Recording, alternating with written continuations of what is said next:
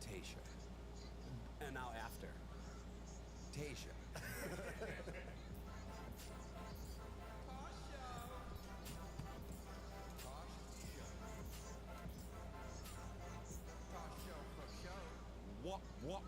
What? I'm what the culture's feeling. Woo-hoo-hoo-hoo. Woo. Kendrick coming with that smoke, huh? So good. Tosh show, Team Kendrick.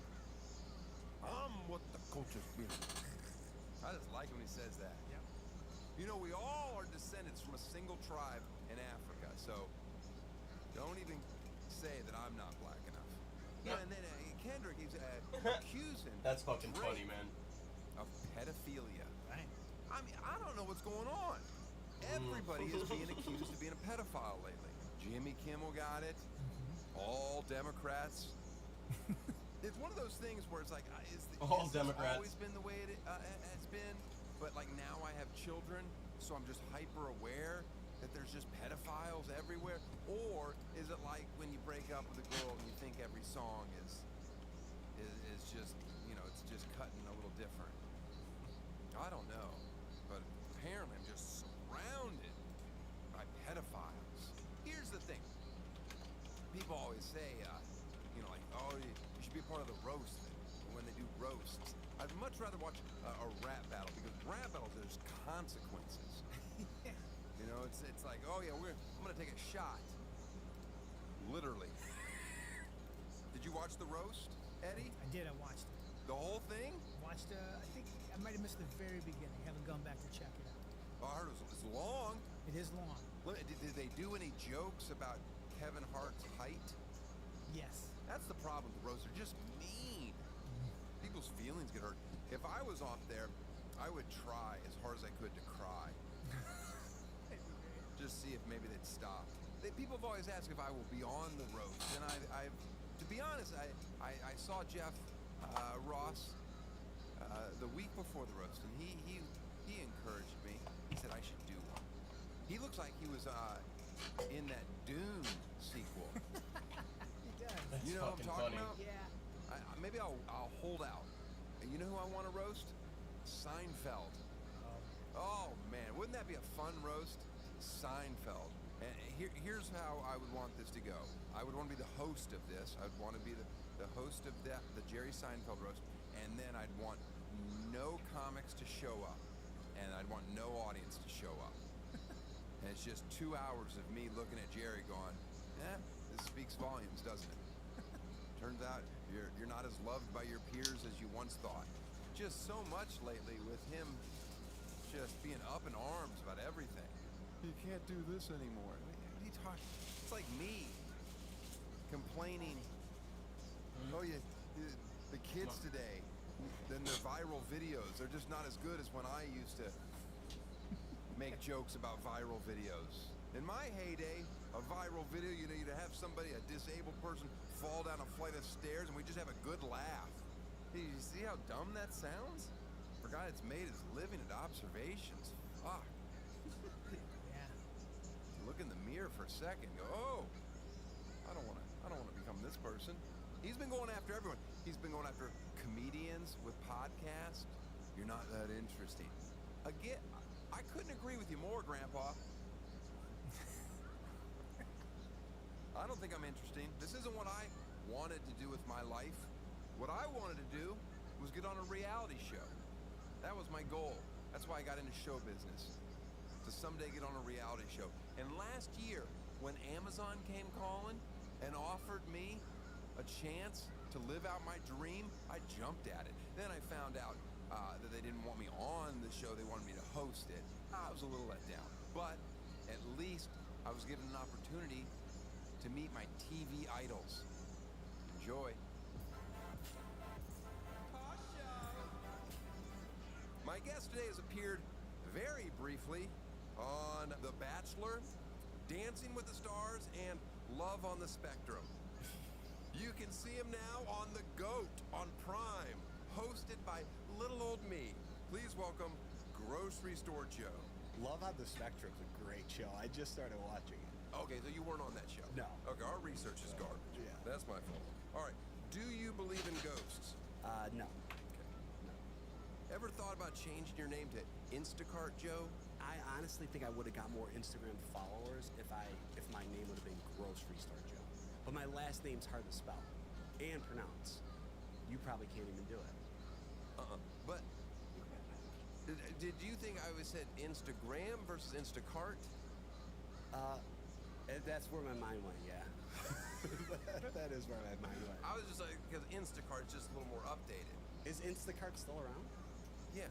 Okay. You go to the grocery store? Serena orders off of Amazon. Right. So I'm plugged in. Oh, look at you. I just plugged the show. Team Prime. Where'd you grow up? I grew up in a town called Melrose Park in Chicago. You like Chicago?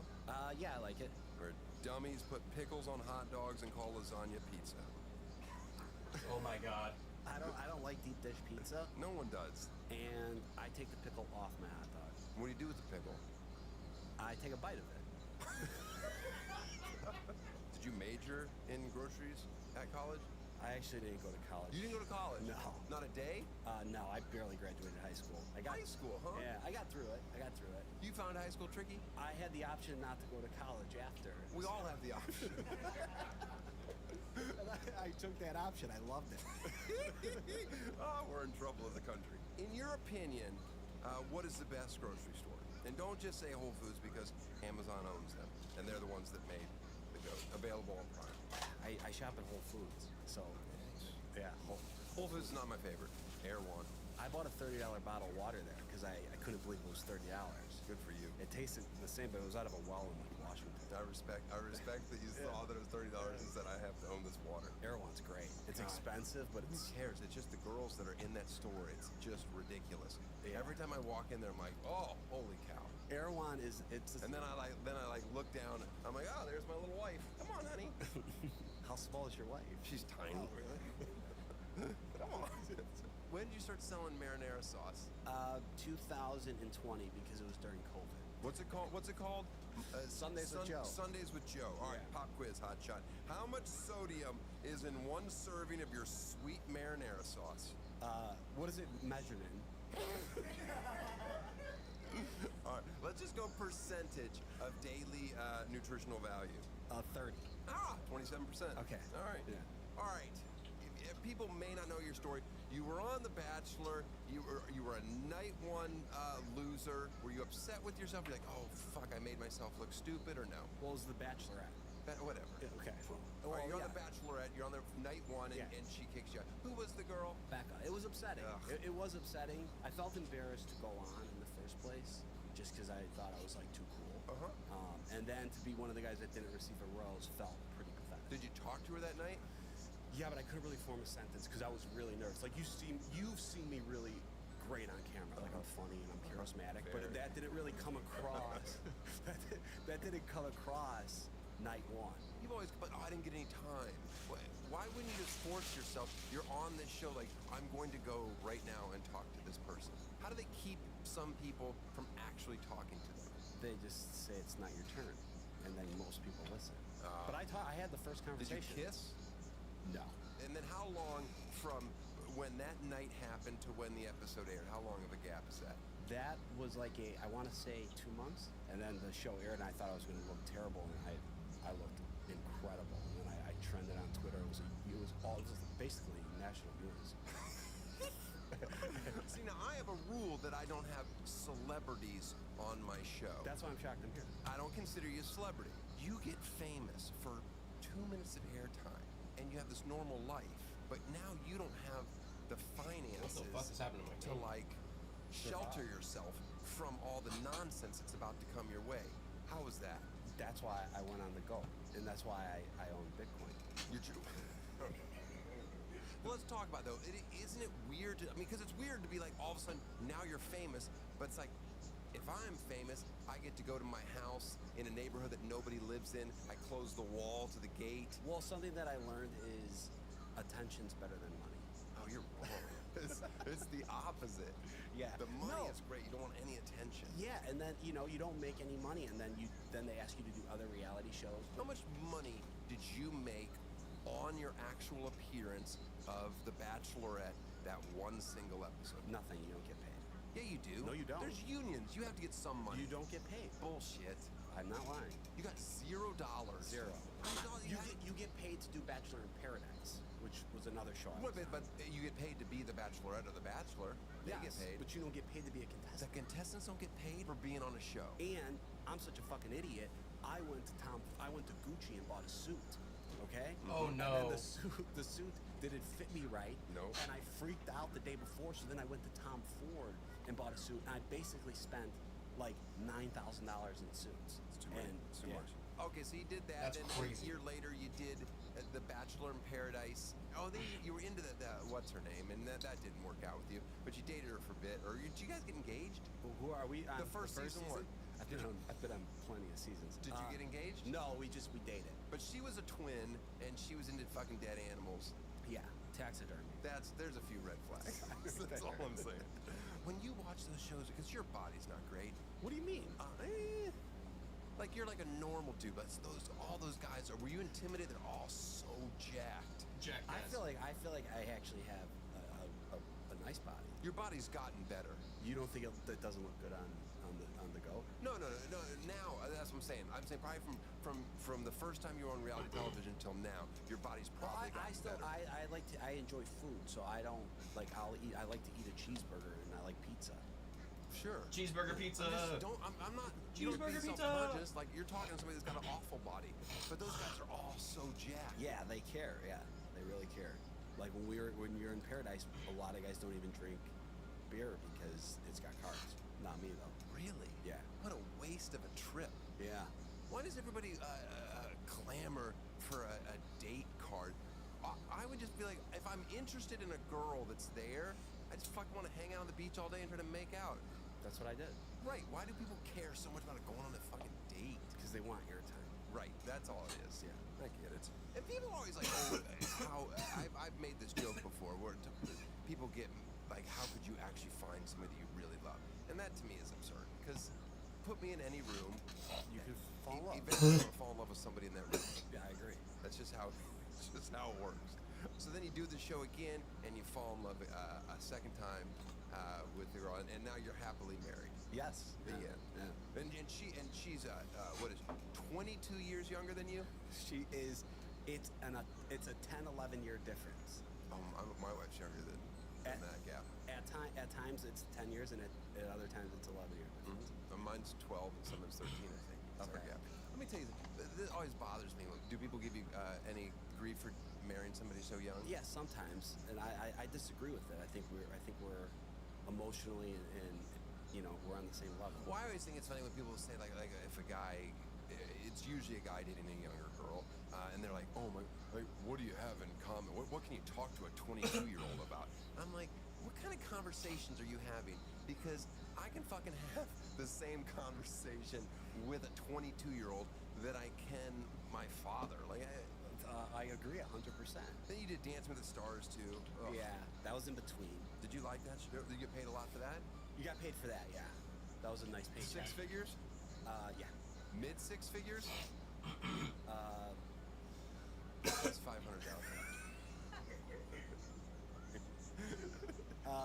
no.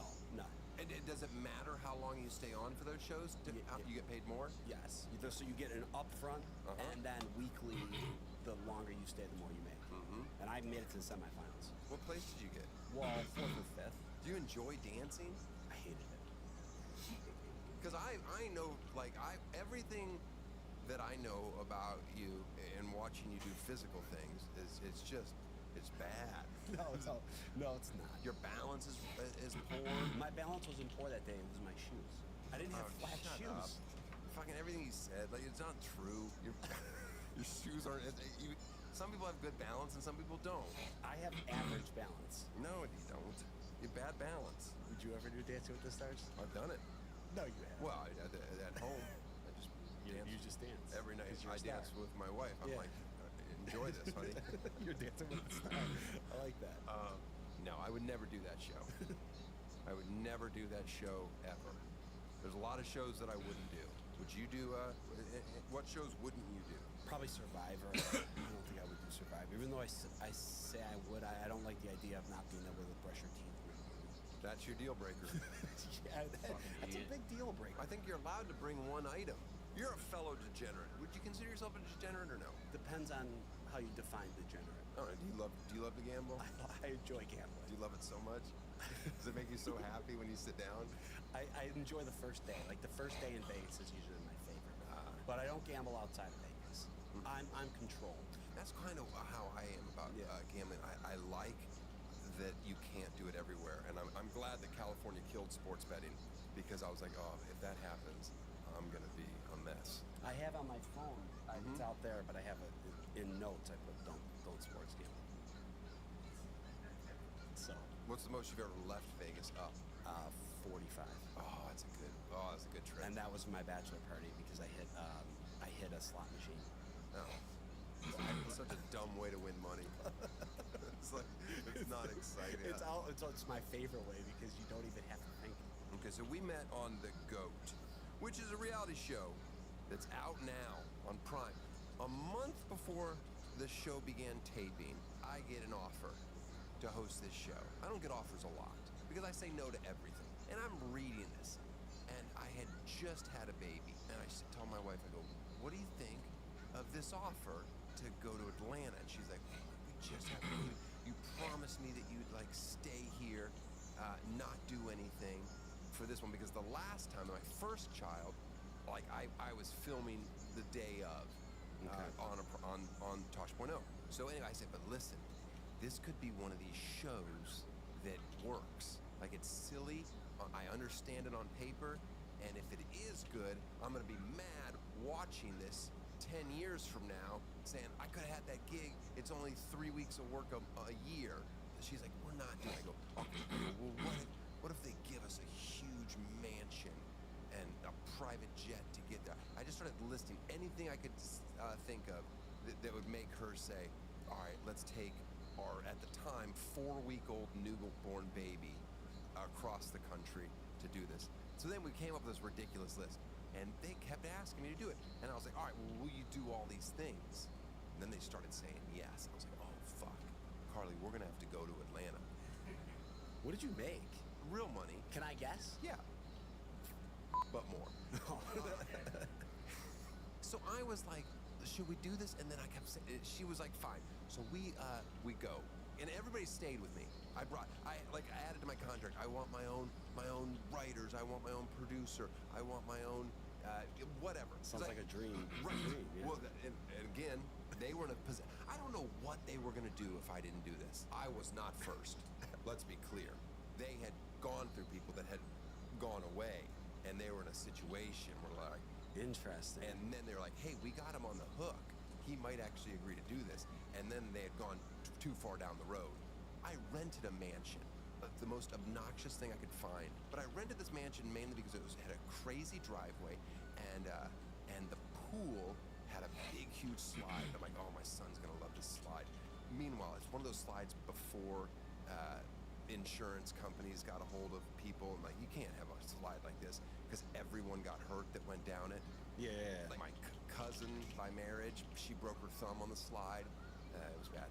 The pool, the guy, when we rent this place, he goes, people usually just rent this place for like a wedding, not to actually stay in the house. Right. Now we're staying here for a month. He's like, well, the pool, it's either the pool or the hot tub. We can only heat one temperature. And I'm like, well, we want 100 degrees for the hot tub. He goes, okay, well, that means everything's gonna be 100 degrees. So this massive lagoon-style pool with huge waterfalls, we had it 100 degrees. It's like a hot spring. It was, but like algae was growing in it because it's not a good temperature to keep. This is just our house. This is the nonsense that's going on. Meanwhile, I've got a baby. So every night, you know, we're shooting. They make you shoot these stupid shows in the middle of the night. I was there, I know. Right, but I'm having to go back to this other mansion 30 minutes away. God forbid. Right? To stay up with a 4-week-old. Yeah. Like, it was just a nuts, and everyone was going crazy. Here's how they sold me the show. We're not making fun of people that are doing the show. And I was like, good, I don't want to do that show. Yeah. I want to have fun, I want it to be lighthearted, I want it to be silly, but we're mocking the whole genre of living together and competitions. And I was like, okay, that's what they sold me on. Yeah. And then the show starts coming out, I'm like, taking this too seriously. Not you, the producers. And then like one time in the first event, you're like, hey guys, can we all fucking calm down? This is just a silly game. Yeah. Right. So then I was like, okay, Joe is one person that I could at least got have it. a- I have a- understood. Right. Yeah. It wasn't meant to be. That's why when everybody's getting upset with people, like, guys, you're looking like idiots. Like, just fucking calm down. Do you remember how much they were screaming that first episode? It was insane. Can I ask you a question? Yes. Out of the contestants, who were you the biggest fan of before hosting this? Tasha. And now after? Tasha. No, honestly though, for real. No, I was. Let's be honest. Although you weren't, it wasn't supposed to be you. I thought it was supposed to. When I seen the first list, you were supposed to be what's his name? Who was the guy that married the Canadian teacher? Nick Viall. Yeah. I think you were supposed to be Nick Viall, So me and you were replacements. And then, or you were supposed to be Snooki. I don't know for sure. How much did they tell you about the goat before you agreed to do the show? They don't tell you much. They tell you how much money? They tell you how much money. And I didn't know I was going on the show, probably because it was potentially Nick, till I want to say 10 days prior. Mm-hmm. And then they just really said pack colorful clothing. I made fun of your clothes a lot. I know, but I had. There was just one shirt that just to me, it just looked like, you just looked so wholesome. It was brown, had some stripes across the front. It's in the trailer, yeah. Yeah. It's in the trailer. It does. You did nail it on the head. It looks like a third grade. There's Joe. All right. So you didn't know much about it. You knew how much you were getting paid. Now, do you get? Is that the same as like Dancing with Stars, where you get a lump sum plus every episode that you stay in? Yes. Yeah. So that's what brings the competitive nature out. And it's like playing a board game. Once you're in it, and then you're there to compete. But you're competing against some people like Real Housewives that certainly didn't need the money. So that's a silly thing. Yeah, that was a problem. It was because then like some could say no, we can't talk about that. It's very hard to talk about a show that you can't talk about. Yeah. We filmed the show in Atlanta. The producers, they're coming to me and they're like, hey, we don't ever want you to mention where we are. Then the very first cut I see, the first credit that appears is a big fucking logo of a peach with Georgia written above it. Oh, I'm not allowed to mention where we are? Why? Why can't we mention Atlanta? Because you want to make it like, oh, who knows where it is? It could be anywhere. They could be anywhere. I don't understand Atlanta at all. It was the fucking grossest neighborhood, and then there was just this random dirt road that went way back, and this huge mansion that was built by a former Indianapolis Colts player. It had sit vacant, and so we rented to shoot this show. And it's meant to be a house. It's not meant to film a show with hundreds of employees just shitting. So the plumbing goes out. The plumbing went out constantly. I don't know if you noticed that. No, I didn't. Your plumbing worked the whole We were time? fine, yeah. Did you ever go into the garage? They wouldn't let me in there. I tried to walk in there So twice. the garage, and it was like a 10-car garage. Yeah. Is just filled with just screens of every hidden camera in the house and all the people watching you. So I found that interesting to watch how the sausage was made. The thing is, I would be sitting downstairs. When I would come to work, I would sit in the basement and I would have a TV of all the cameras, and then I would have some people tell me what I missed, who said what, and blah, blah, blah. So I could see everybody's little plans live. Like you always pretended to be like, oh, I'm just playing the dumb guy. But I saw you do a lot of dumb shit that was not planned. So, but I was good at making it seem like a lot of it. Okay, so then we get cuts to the show, and you and I had some banter. I was teasing you Oh, constantly. we had a lot of fun. Right, but they didn't put a lot of that stuff in there. Nothing. How about? Oh, I probably can't even say it. Say it. When I shot the firework backwards, is that in there? I don't think so. That was funny. I asked you if I was allowed to call you.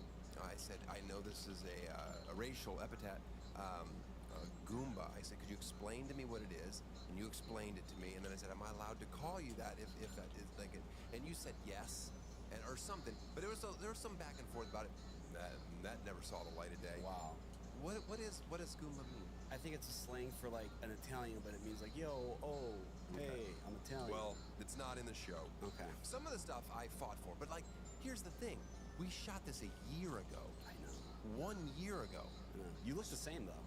Thanks. You're welcome. But like they're like asking me to give notes on these episodes. Now, when I give notes for a show, I give them one time, and then I want you to take my notes. I know what's funny, what's not funny. Yeah. That's it. But these are 20 back and forths over a year. You think I remember what funny thing I said when you shot fireworks into your face? I can't remember every line. Now, am I saying that this show would be a million times better if they did everything that I said? Yes. But they other people have jobs, I guess, and they're supposed to it was just weird. Am I funny? Yeah, you're funny. Am I the funniest? I mean, it depends. I'm taking you out of the equation. No. I wasn't going to put you in my category. You're the funniest if probably intentionally, and then other people, they cut them to be funny. Oh, so then I'm probably the most talented when it comes to being funny. Did you win the GOAT? Did I win? Yeah. I can't disclose. You're so properly PR trained. What did the cast really think of me? I think they all liked you. I would say I liked you the most. And that's why you're here. I enjoyed your presence. When you were there, it made me feel somewhat better about myself. That's nice. That's actually really nice. It's a nice thing to say. Reality hosts are usually pretty dry. Did you find me funny? Yeah, I just said, yeah. Funny how? Funny like a clown? You know, You amuse me? We're doing a bit there. Yeah, I get it. Okay. There in New York, there's like a real estate company that does that bit around a poker table, and they have like a 12-year-old girl do it with like a family, and it plays in the cabs in New York. It's so bad. It's incredibly bad. I watch and I cannot believe somebody paid to make that. But you like it? No, I actually hate it. I hate it. And I really want you to see. It's the worst. All right. Okay. I'll find it. I'll watch it. I got a gift for you. Oh, really? Yeah. I love that. I always give people something that comes on my show. It's something from my house that I don't want anymore. This is this is a two-part. This is your wedding gift. Okay? This is a knife sharpener. Come on, man. Did you hear Eddie? Yeah. Eddie's chiming in. Eddie bought me this. Eddie bought me this for Christmas a couple years ago. I've never once used it. Still perfectly. The cord, you can tell. Never Yeah. used it. No, you Eddie, haven't. what did you pay for this? This is a couple hundred. This is a couple $100. Never once used it. Never even thought of using it. And it's a knife sharpener. And I thought it'd be funny to bring it here for Eddie's reaction. So is this mine now? Yeah. Thank you. I don't know if you can fly with a knife sharp. You can fly with a knife sharpener. I'll take it off your hand. Okay, so that's It's a Model 15. Easy, I'll take it off your hands. I want That's it. a good one. That's not the only gift. That's not the only gift.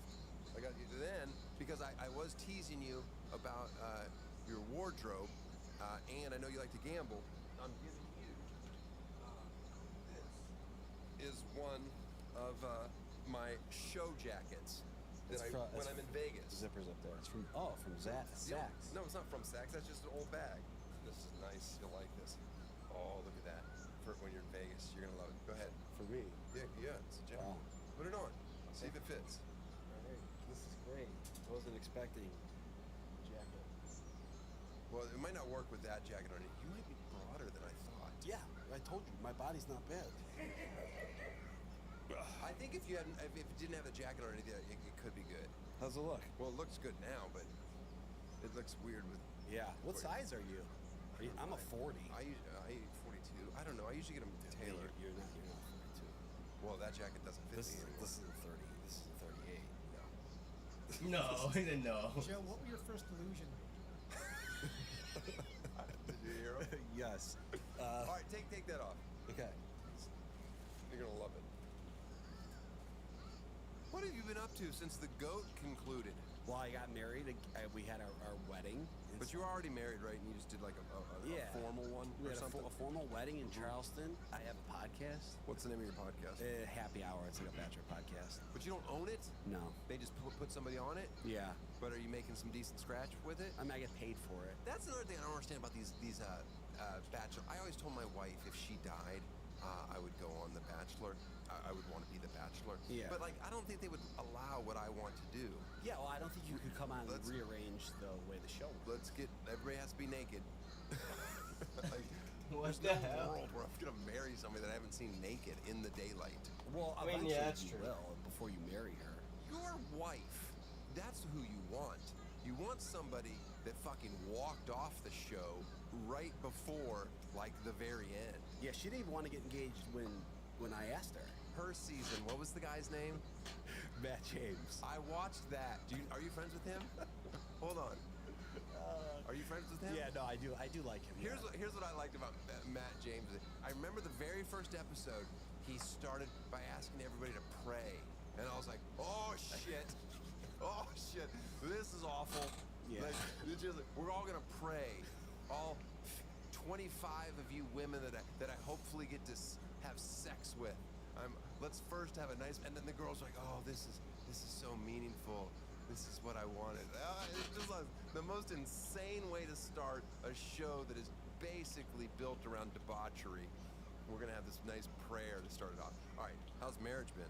Married life is wonderful. It's great. How long you been married now? 2 years. She's Canadian? She's from Toronto. She Canadian? Yeah. Oh, I'm making sure. Yeah. Some people live in Toronto, but all right, so she's Canadian. I always say don't marry somebody from a different country, but I don't consider Canada a different country. Yeah, but there's a lot more to it than we initially thought. Oh yeah? Like, it is another country. Oh. So, you have to, there's like immigration. Is she gonna become a citizen? Potentially. Are you gonna move to Canada? Right now we're trying to stay in the States, so we'll see what happens. But I enjoy Toronto. Toronto sucks. You don't like Toronto? No. Oh, you really don't like it? Okay, yeah, that's fair. Give me Nova Scotia, give me Montreal, give me Vancouver, sure. But Toronto, hard pass. Nova Scotia. Sure. Halifax, I've never been there. nicest people on the planet. Interesting. Isn't that what they're known for? I think they're considered the nicest people on the planet. Whatever. One time I did a show there, they protested it. Wow. Oh shit! That's true. No, you can't spell for shit. Neither can I, though. I could. You can.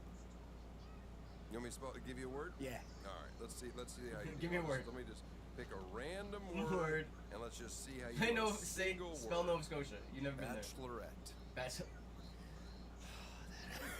That is the one word that I screw It's two that word up T's. every time. 2 E's. I can spell the Bachelor. Spell bachelorette. Oh, BACHELORETTE.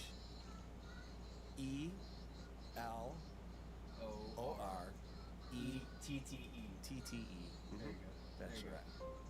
That's pretty good. Thank you. Were you scared? I was Yeah. nervous. Why are you still not on Cameo? I feel like you're leaving a lot of money on the table. I never wanted to do Cameo. You don't want to say happy birthday to people? That's funny. I don't want to charge people for me to say happy birthday to them. Cool. Fair enough. Can we give out your number and let people just text you for free? Call I you for- accidentally did do that. You gave out your number once? Yeah, and I gave out my Starbucks gift card once because I was trying to be nice for Christmas, like pay it forward kind of thing. And I put it on my Instagram, and I filled it with a couple $100 for people to get their coffees. And then every time I put more money in it, it would get whacked because people still had my number. Oh man. Did you change it? I just don't use it anymore. Oh. You get harassed, recognized, any of that stuff? I don't get harassed, but I still do get recognized. And are you nice to people? I'm very nice. I think it's fun to not be nice all the time, but I have a different reputation. Yeah. Like if somebody comes up to me and says, "Hey, I'm a fan. Can I take a photo?" I'm like, "No," and then I just walk away. And they're like, Really? That's what you do? I'll do that sometimes because that makes them laugh. Yeah. Like you just scream. But do you go back? or- No, I don't go Wow. back. Fuck them. Well, I'm gonna try that. You and your wife both do the podcast? I'd do scream it back. I'd be like, Are "Fine." you guys both like lifers? Or are you gonna just keep Oh, fuck. Oh, fuck. doing different reality projects if they come along? I mean, if I get asked to do another reality show, I would entertain it. But we'll see. I mean, if it fits the schedule, sure. It's What's your schedule? It's pretty open. You're right. You're smart enough to realize, oh, this is interesting, and I'll take this as long as I can. I enjoy. Yeah, I'm riding this wave. I mean, listen, if anyone has taken a small little pop at fame and turned it into a career, it's you. Well, who else from the show are you going to ask on your show? You're the last one. And the only one, right? No, we've done them all. Oh. No, yeah. See, I mean, That's it. think about it. I'm gonna think about it. Think about what? What do you want me to think about? Why did you only ask me? I don't know. Because you see raw talent. Because you're silly. Raw talent. I'm a silly guy. Because you're silly. Because Yeah. you're funny. Joe, thank you for being on the show. You see raw talent. You see raw Congratulations talent on 'cause you're silly. all your success. You're great. Look He forward is to funny. watching you this season on The GOAT. Thank you very much. Woo! Look at that. Give me that other one. Strong. Yeesh. Move out my way. Slay. I want to thank Grocery Store Joe for being on the podcast. You find Joe interesting? Huh? Carl, do you find Joe interesting? He really tickles me. The first 3 episodes of The GOAT are now available on, say it, Carl, Prime Video. They're available. The first 3. Then every Thursday, a new one's gonna drop. By the way, this is 2 days after Mother's Day, but technically I'm recording this before Mother's Day. So, let's just get this out of the way. That way, I won't have to do it on Mother's Day. Hey, Happy Mother's Day! what are you doing? Trying to be the first? Oh, I'm the first. Well, this is going to air after Mother's Day, so I'm doing it on the air, an official Mother's Day, the most meaningful. Well, you're first, but it doesn't count because it's not Sunday. How are you feeling physically? I'm fine, thank you. Except that I was very concerned because your sister and your niece and their family, they were under tornado all night last night. So I was up most of the night texting with them and there, but they're all fine, so that's good. Oh, that's good. Is that it? That's it. Happy Mother's Day! Thank you. Love you. Bye. Love you, bye. Hey, want to thank everyone that came out to the Dolby. That was a pretty neat experience. My poor son, I was going to exploit him. I was like, hey, do you want to do the intro for me at the Dolby, where they, do the Oscars? And he said yes. He was very excited. He had a joke planned and everything. He was going to walk out there. And the day of, he was like, I don't know. He just kept saying, I don't know if I feel like doing it. And then he started complaining about being sick. And I'm like, oh no. I'm like, do you have like butterflies? Are you nervous? And I put this on you about doing this intro, so I felt horrible. I was like, this is awful. I'm a stage parent, like forcing my kid to do something that he doesn't want to do. Oh, that's and so sad. Then there'd be like waves where he's like, no, I really want to do it. I was like, okay, we'll just do it backstage, and I hand you a mic, and you can do it, and you walk out and just take a little bow with me, and he did it, and it was funny.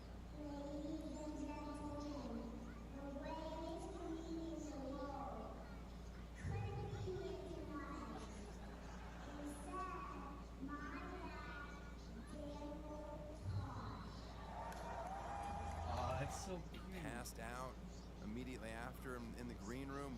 We're driving home, and he just starts vomiting, just all over himself, just all over us. He really didn't feel good. To clean it up, like we're like 5 minutes from home, and it's just covered in vomit. Oh, And man. I'm like, what have I done? I'm just sopping everything up. I mean, that was, the big night in Hollywood. I'm at a prestigious theater. I do a show, and I'm just covered in my son's puke. Then, the next day, I didn't feel so bad because like 9 of his classmates had this bug, and all of them had vomited. So I was like, oh, that's awesome. It's not my fault. You. But he recovered, and I'm glad he did it, because it's a neat little memory. He did great. Speaking of shows, May 18th, I'm back in Vegas at the Cosmopolitan. That is going to be exciting. My first time performing there. Get tickets. I also have other dates coming up. Louisville, Kentucky. I don't know. Where else? Detroit. Outside of Detroit. Columbus. Indianapolis. Come on, Indianapolis. What's going on? Boyswearpink.com. I guess now it's time for one of my son's bedtime stories. Have fun with this nonsense. He was off the rails. And I don't edit these, but you'll notice my tone at the end of it is like, ugh. Hey, time for bed, kid. See you next week. Once upon a time, a pterodactyl was flying in the waves. He tried to keep up the other with pterodactyls, but he tried it, but there were two wings. He's wide awake. You ain't getting that kid to bed anytime soon. It's time for bed, kid. Out from the hoops into the pool, and then the octopus ate the tail flying pterodactyl out that flying away. And then they put him on the sand, and then it floats up out of the window into the sun, and they saw the pterodactyl, and then just and then the pterodactyl, and then the other pterodactyl broke, and then the octopus ate all of the pterodactyls, and then they just rammed it to a side one, and then Wait. they went on the sand, and they floated aside, and then a bit of octopus. Hold on. What happened? Octopus ate the sand, and then they were in a seagull, and they couldn't get out of the seagull, but then they were too big. They were in a seagull? Oh, God.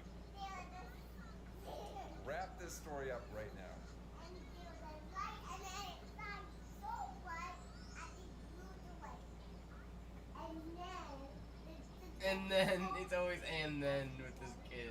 And then there were two big octopuses and ate all the pterodactyls, and then the mommy and dad, and then they ate all the pterodactyls and climbed up a mountain, and then flew down from the mountain, and then colored, and they colored All right, get in bed. the end.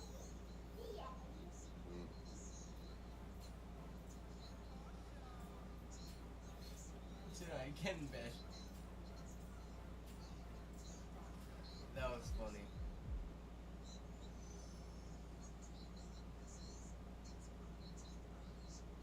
Need the octopus, like the pterodactyls. Need the sand. I'm so confused.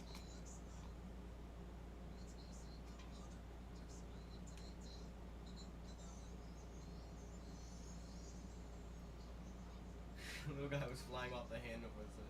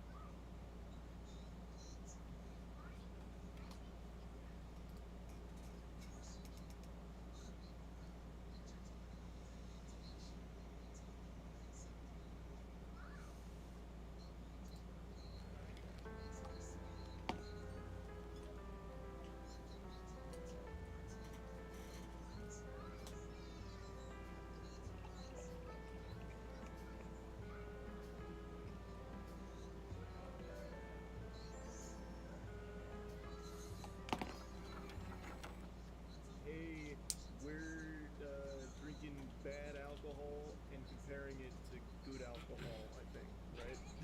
You crushed that. You don't need any more info. We're doing Kirkland brand and not top shelf, but Non-Kirkland. Non-Kirkland, nice alcohol. And Kirkland's the bad stuff. So we're guessing which one is Kirkland brand.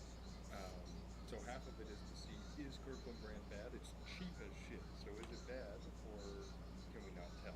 Okay. So we get a point for guessing Kirkland brand correct, a point for guessing the brand of the non-Kirkland brand, and we lose a point if we guess the alcohol type incorrectly. Yeah. That sounds about right. And you're competing. Competing. Yes, with everyone's favorite punishment probably at a later date. Oh, this is the one I kept missing. Those bastards at LJS. Ready? Make funnies about them because then I'll give away what it is. Who doesn't want to fucking do shots on a Tuesday at Yeah, Toasty Tuesday. This is vodka. I can tell by the smell. Here's 3:20. I haven't actually registered today what we were doing. Like I knew what we were doing, and then I actually was like, "Oh, you're about to take shots," and my stomach was like, Yeah, well, you don't have to take a whole shot. Yeah, we're This is sips. These are just sips. sips. We're not- Analytical data collection. Yep. All right. For science. They're gonna get drunk, for sure. Side first.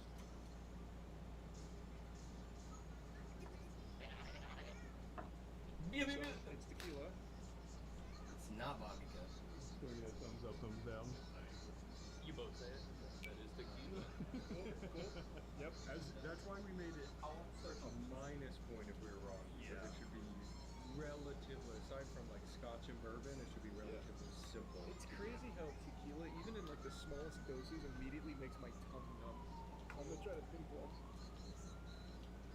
I will not be able to tell good tequila from bad. I think I can. That's a rubbing alcohol. Oh!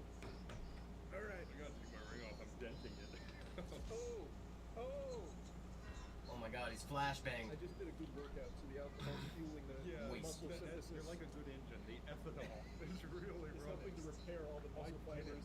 This was much worse. Yeah, so Something tells me this should be Kirkland, but that might be what you want from tequila. I would say let's do this visually. Yeah. Slide the one you think is Kirkland forward, like just place it forward. Okay. I think this is the Kirkland. I think this is Kirkland. Oh, we have a split I didn't already. think we'd split this. So the thing is, I've had like give me a tequila in like a really weird decanter. It's a celebrity tequila. That was fucking abominable, and it was so painful. And I got the same hint from this, so I think this is probably a higher end tequila. Charles got it. That one's Kirkland. Yep. This fucks everything up because I also thought I knew what brand the other one was. Oh, he's all over the place. Now we know. You were correct. This is Kirkland. That's really weird. So what brand? I'm gonna take a guess on the tequila. I think it's Jose Cuervo. I mean, I'm thrown off. I was going to say that was for sure Kirkland. I guess Casamigos. It is Casamigos. Oh, fuck. Yeah. Casamigos. That is makes something no else. sense. It's fucking terrible. That's fucked. Okay. That's So fucked. I was like, this is Casamigos, and clearly I'm wrong. So I guess I get a point. You neutralized your loss there. So we both do it's tequila. You don't lose a point. Right. He gets a point for Kirkland Kirkland. getting it right. This is really going to hurt me to make this rule, but I think guessing the other brand should only activate if you guessed Kirkland correctly. Because me getting... Let's do that, because me getting a point for Casamigos there when I thought the Kirkland one was Casamigos makes no sense. A little brown liquid for you. This looks pretty appetizing. I underestimated how I feel about this video. What is this spice one? Alright, I'm going. I'll take first. Yeah, let's go no pick. Alright. Oh, that was. I was about to say that was smooth, and it wasn't smooth. Yeah, she sneaks up on you. See, this isn't fair because I'm stuffed up. My taste buds aren't actually. Oh, that's the problem. Yeah. You're not getting all the. I'm not firing. No wonder I did the Casamigos and Kirkland. Okay. I hated that one. Not as bad as 6 kilo though.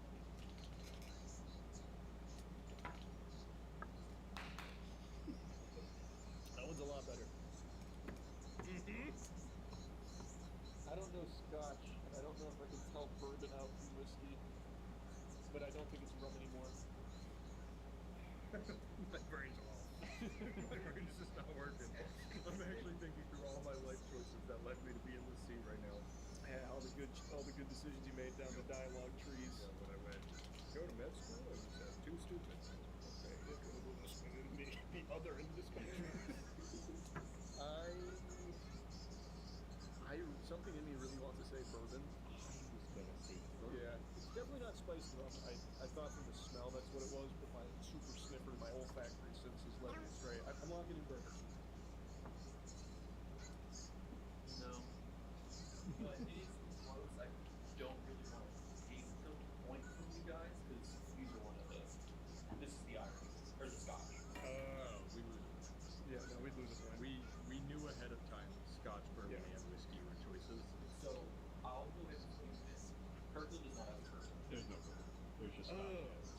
Okay, I agree we should have because we've been led astray. Yeah, but plus you'd be in the negatives. This one has a sickly sweet syrup taste in the very beginning. Yeah, this one's very syrupy. This one's very, I don't know, kind of nothing. It's kind of just like a waft of nothing. Just not. Both of these are ass. I'm gonna tell you right now, I don't know any Scotch brands. I don't know I any. couldn't name. Wait. Immediately picking up like general brands like Kellogg's. Kellogg's Scotch. Oh yeah. I didn't know Skittles made Scotch. Shut up. All right. You're showing me which one is Kirkland. Ooh, that was a lot. What's the second one? I'm gonna go slide it forward on 3. Okay. Wait. Getting a little bit more, even though you liked it. What is that sweet? I don't know. It's super, super, super It's sweet. so gross. Are you in the same one where you are just 100% guessing on this? I have a hunch. I think the higher in Scotch you want to be less sweet. I think you want it more like dry, old man, sparky. 3, 2, 1. Kirkland forward. Fuck! I was gonna do that one and I changed my mind. Oh, let's I stay. It was a full guess. You are correct. Shit. That is the Kirkland boy. And then, if you want, you got it right. You can guess what the other one is. I'm gonna say a name. Did I get you Scotch for your birthday? Yes. Oh, wait, that's huge data. What did I get you? And it was, I'm picturing the section. I literally only remember one name from the section, and I don't think they do Scotch, but I'll just say it. Johnny Walker. That's crazy. That's crazy. That is I just went mega. That was actually very impressive.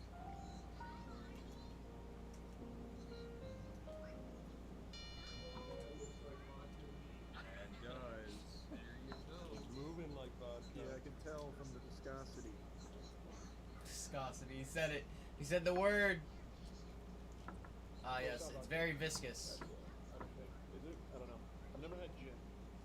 Very Only ever thin had liquid. mixed drink. I've never had it straight. That hurt more than vodka normally does for me. Ooh. Oh. Hey.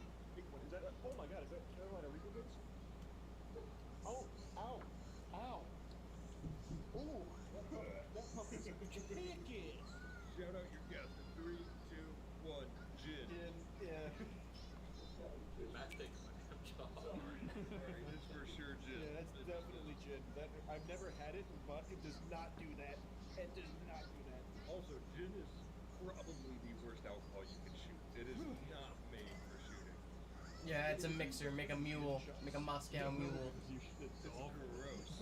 Cool. Because I've only ever had it in mixed drinks. I've never had it straight. That was painful. So, it's really hard when you dip both to really differentiate. They start tasting the same. No. I couldn't disagree more, my young scientist. That felt like spicy. That was brutal. Now, is that good though? Does that mean like That's what I'm trying to decide. I can't? I think we're in agreement. This was a lot thick. Yeah, sorry. My brain's still off, man. I was like, are we saying words? Turn off. Ooh. No, what is Chili's for dinner? Wow. Okay. I think I'm ready to look at a guess. 3, 2, 1. Push that Kirkland. Not again. Not again. Not again. I got it right. I got it right again. I think there's only 2 options here. Tanqueray. Yes. Or Turk. Picard. How I don't know.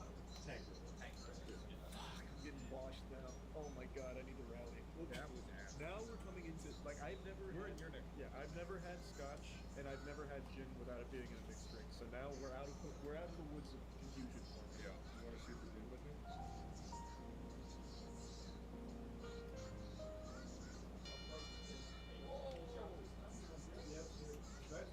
They're fucking going free. Look at the way it jiggles. Yeah. That's why Look at the way Charlie jiggles. When you can tell, He's fiending. you can tell this would not freeze in a freezer. Yeah. Yeah. On alcohol-related videos, I think we cap it at either 1 or 2 a month. Why? You think I have a problem? No, that's vodka. That's Old Faithful right there. I hate drinking shots. I'm not locking it again, but I think that's Tito's. It is hard. Yeah. Wait, Matt didn't guess though. What is it? Vodka. This is the most obvious. Now it's a question. Oh God. I've never had. See, I know what it is. And I think this particular vodka smells different than other vodkas. Like, I could smell this one and tell you what it was. Oh, Smirnoff? Wait, let me smell. I got a fun piece of trivia after you guys do all the guessing. Alright. See, the problem is I think I'm starting to zone in on price range here, based on what they've been buying, and I think we can get a lot of it based on that. Can you? I don't know if you can. I guess I haven't bought vodka in a long time. I feel like I'd recognize Oh, this. he doesn't go to that party. Have you not been getting the email blast? No, it's weird. We're too busy at that other place. I think I know. So I we just should probably don't- take one more sip. You're right, you're right. That's just so smooth. But like Aaron was right. I think where I'm getting thrown off is I'm going into this thinking everything Kirkland is gonna be dog shit. Alright, I'm ready to guess. Hold on, give me one more second to calculate. Let's take another sip processing. Okay, you're right. I just really think Kirkland probably has good vodka. This one's pretty good. I've had so much Tito's though, and this really tastes like Tito's.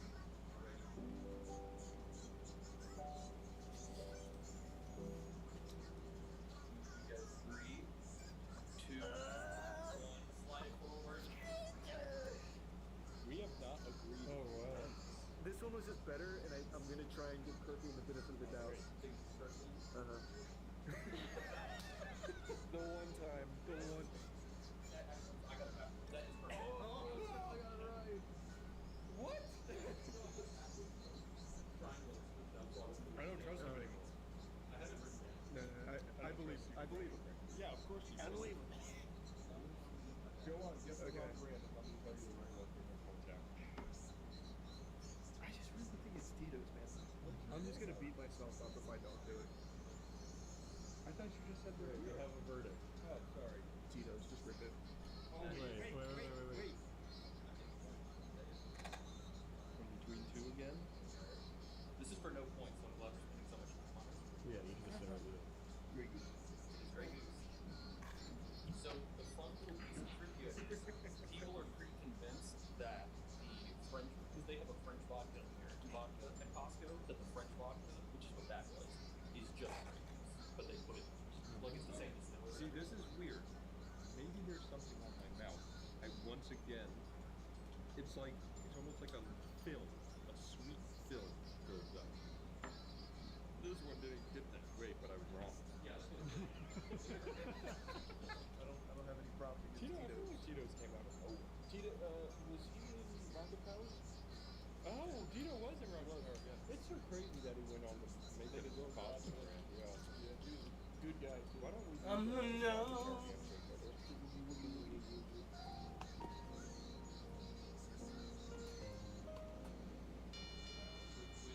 Good to have. These are the ones that I'm not good at because of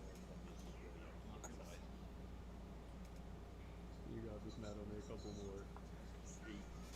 Yeah, sure. Just half that, just 3 correct. That was a peculiar person.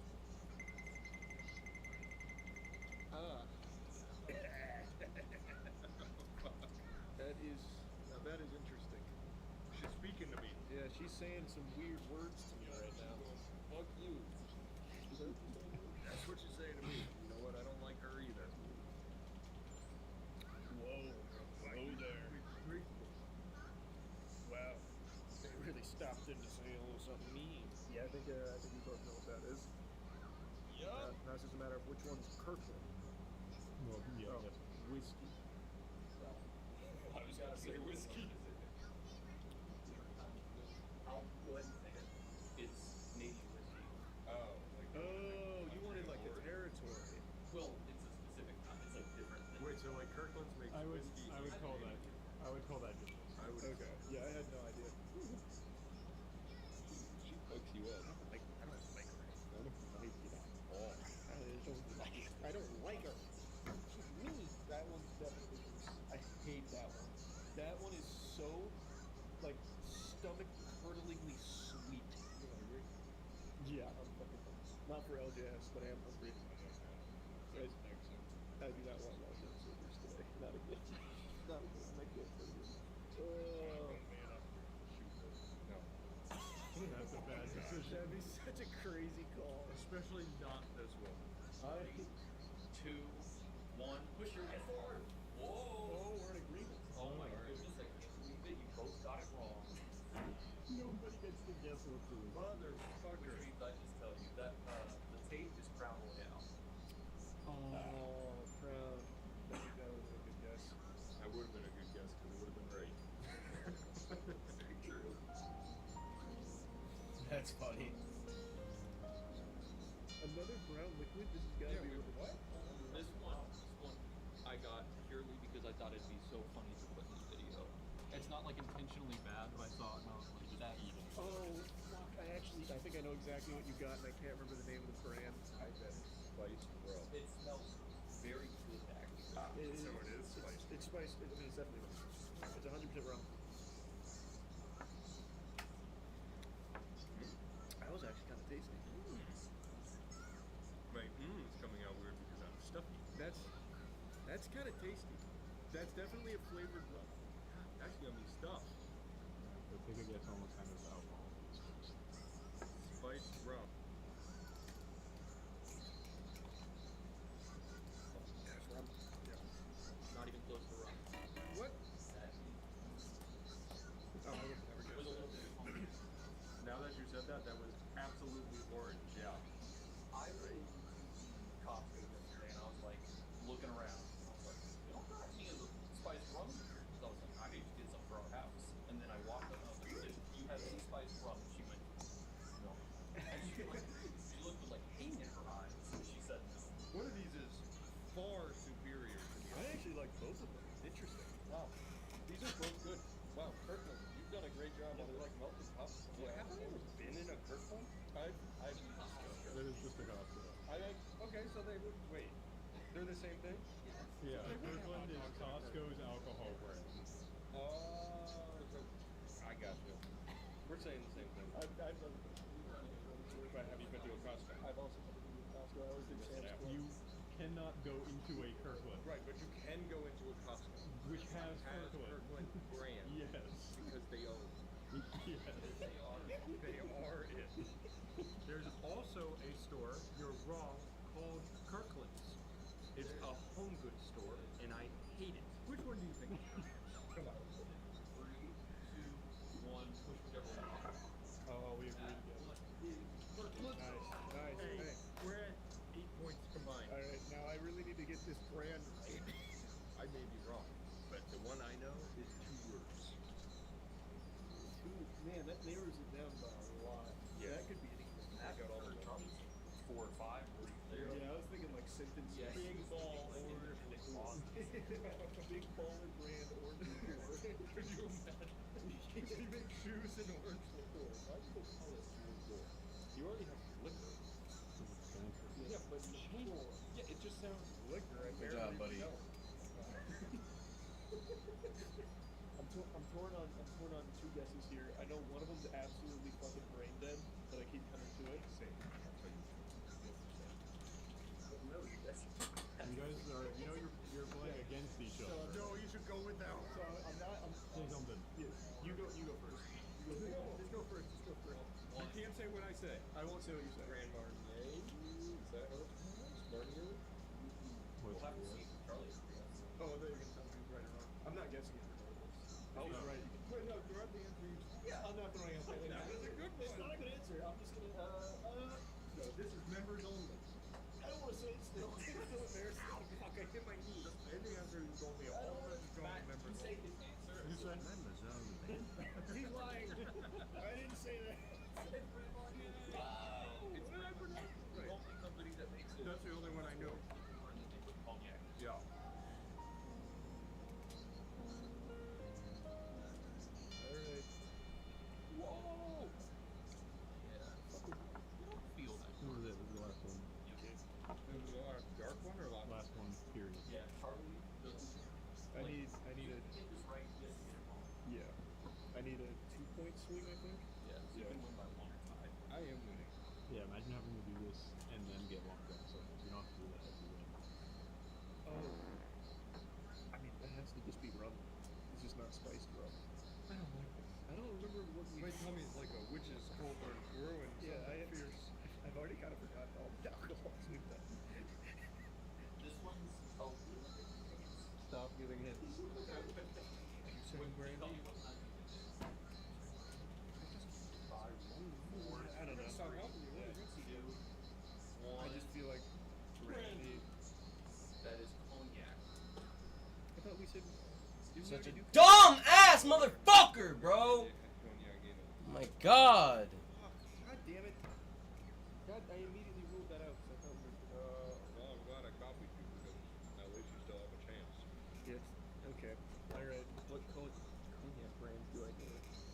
I thought cognac was. That was annoying. I'm gonna be so honest with you.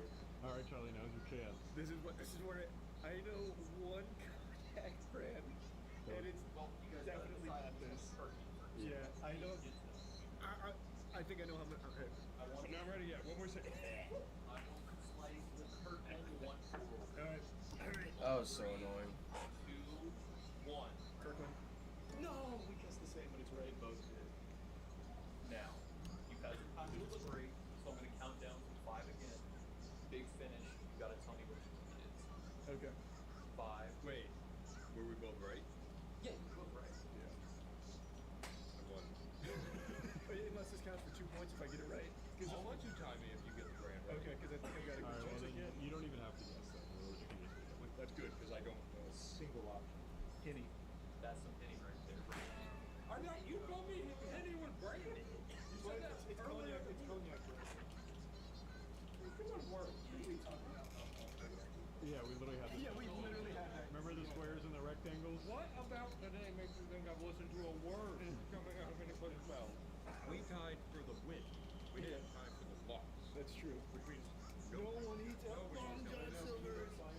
We had a tiebreaker. Yeah, go grab a random bottle. You know, if I knew there was going to be a tiebreaker, I wouldn't have changed the rules to let him die.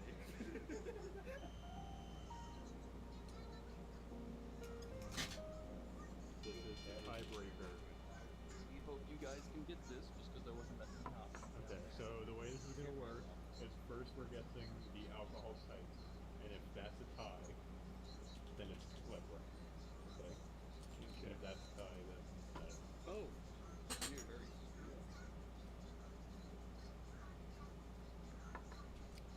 That looks really good. That's yummy. That's- You know what that tastes like? And this is weird. This tastes like it tastes like somebody made alcoholic children's milkshake. No. Oh my god, man. 5. Wait, Wait, no, I'm not. Let us take another sip. hey. There's only one kind of alcohol you can make taste like this, I think. So I'm gonna rip it. I might relax the rules on this one because brand-wise is kind of a weird brand. I think I actually might know. Those are very stupid. I've had from a brand that does flavored this alcohol. I've had some that were like really kind of simple. So I think I got it. This is very similar to something we've had. Yeah, I think I know it. Come on, I'm dude. talking some big shit here. Hopefully I don't stink out. I just don't have a guess. Like I don't have something to say. 2, 1. So fucking stupid. That's certainly not wrong. You want to take a second hard guess? Thanks, douchebag. You fucking suck. It was worth a try. I hate this game, bro. This is so fucking stupid. Orange. It is orange. It's. You said we didn't This have is it like yet. a more. It's like more goes in a drink, like Yeah, as a it- part of a cocktail. Man, I really thought I had this. I thought it was that Bacardi bitters. No. It's triple sec. Oh, it's. I would have never got that. I thought it was so Bacardi had this really wacky rum for a little bit I had in college that was really like we need to do another for Yeah, that. so how do we break this tie with something you'll actually get? Alright. So this is a tiebreaker. Here's how we're gonna do this. What the fuck? Here's how we're gonna do this. What? It's a speed round. No. Oh fuck. The first person to guess the company Yeah. wins. You just shout it out when you know. Okay. All right. How much more brown liquid is there? You No, won. I will give you. No, I'm not giving you. Go. You'll know. Wait. Okay. Yeah, I will say. I'll do a big clap of my hands, and then you go. Great plan. It's been great playing. I'm gonna put you to bed here. Cheers.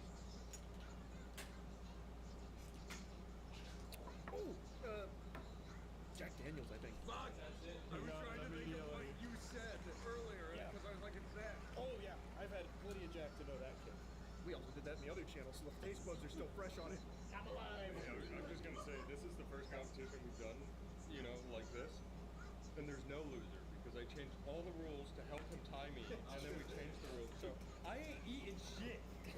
You know what I'm eating? Chipotle. I hate my own liquor. Yep, that was good. Will it Kirkland? Yes. I think you're coming down. Yeah. You're like. So you can't figure it out the nose already. You can't. You already feel like you're not on the rubbish. You did a pretty good job. What did you think of the Kirkland? I think. Surprisingly decent. Yeah, I think it surprisingly blends it. Yeah. Like I really was a 50-50 guess on almost all of them. The one that really fucked me with Kirkland's was the gin because it was so painful. Yeah, gin was the one where it was glaringly worse. Yeah. So like for grapes, that was I think 46, 49, and then for French vodka it was like 90. Oh wow. Wait, these are crazy. It's cheap. Yeah. And honestly, I feel like it's good enough that you put that in a mixed drink. You'd have no idea. Yeah, you'd have no idea. Don't get the gin, but everything else, we've answered the question. Is Kirkland out? Oh my good? god, man. Yeah, I guess. Yeah. Don't drink, kids.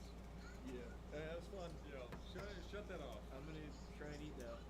Bye. Bye.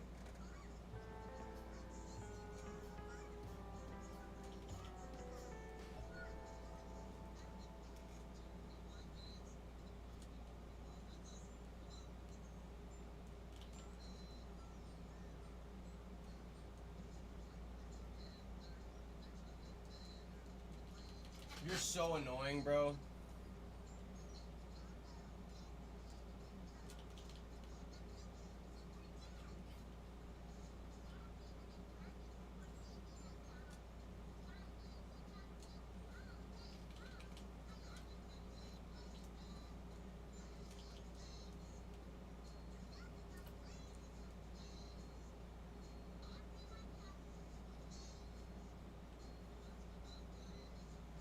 How is he getting so much?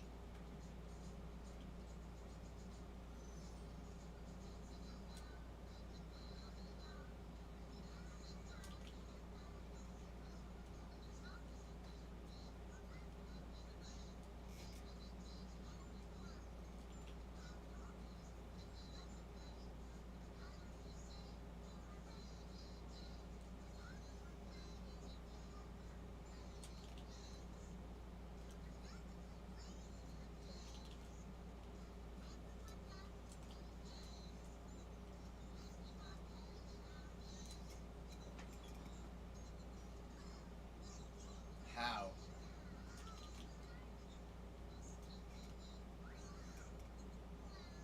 Fuck you, douchebag. Suck wieners.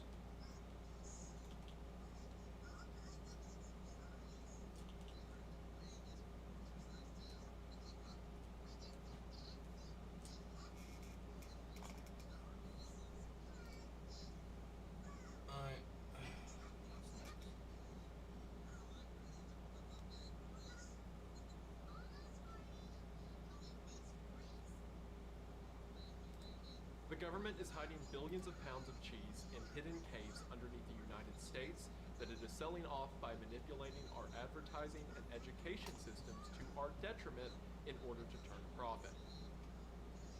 And also, welcome to Wendigo. Today we're going to be looking at a conspiracy theory that dates all the way back to the 1970s, and as mentioned, involves secret government cheese tunnels and manipulation of advertisements and education system for their benefit. While there is some theory crafting here regarding the motive for these actions, most of it's just plain and recorded out in the open, so conspiracy theory is a bit of a stretch. It's mostly just talking about something very weird and shady that the government does. I've known about this story for a long time, but I haven't covered it because I have a rule for myself that if the topic does not involve death in some way, I don't want to cover it. Call it a morbid fascination, but I just think that when something is literally life or death, it just becomes more interesting. No, that doesn't mean someone has to die per se in every topic I cover. Death just has to be on the table, like a disappearance, or like with the Akali Raft video, the researcher thought that death was going to happen and then it didn't happen, or cryptids, like they're capable of killing people. You get the point. But after looking into it a bit further, I think I can confidently associate various deaths with this story. We'll see how it goes. This is also the second time that I have worked milk into a conspiracy theory regarding the government overlooking the well-being of its citizens for a profit while wearing this shirt. And that's an opportunity I couldn't pass up. So hopefully you decide to stick around and see what this rabbit hole's all about. The one thing I want to mention before we get started is that right now, for a limited time, the Legacy of the Mothman poster is available. A lot of you will probably remember the Legacy of the Wendigo poster that I did a few months ago, and you all were so supportive with that, Invis wanted to keep the cryptid theme going. So here we have Legacy of the Mothman. We have the Mothman residing over a small town of Point Pleasant during the winter, and I love the design of the Mothman. It's a combination of cute and creepy, and I love the god flashlight, and I love the mountains. I love everything about it. They did a fantastic job on the design. The poster is available in 2 sizes at the link in the description. It will only be available for probably another week, if that, and then they're gone forever. So if you're interested, get in on that while you can. Thank you so much to everyone who has already purchased one, and so much to those who sold out the signed copies in under 5 minutes. I can't even wrap my head around that. It really does mean the world. Thank you all for the support you've shown me. It allows me to do more crazy and weird stuff like this. So if you're interested, check it out in the description. It means a lot. And before I just cause unneeded psychic damage by ruining your perspective of childhood cafeterias and commercials, let's talk about something that can actually help you for a second. Not that I don't want to hurt you, but we have to keep it balanced.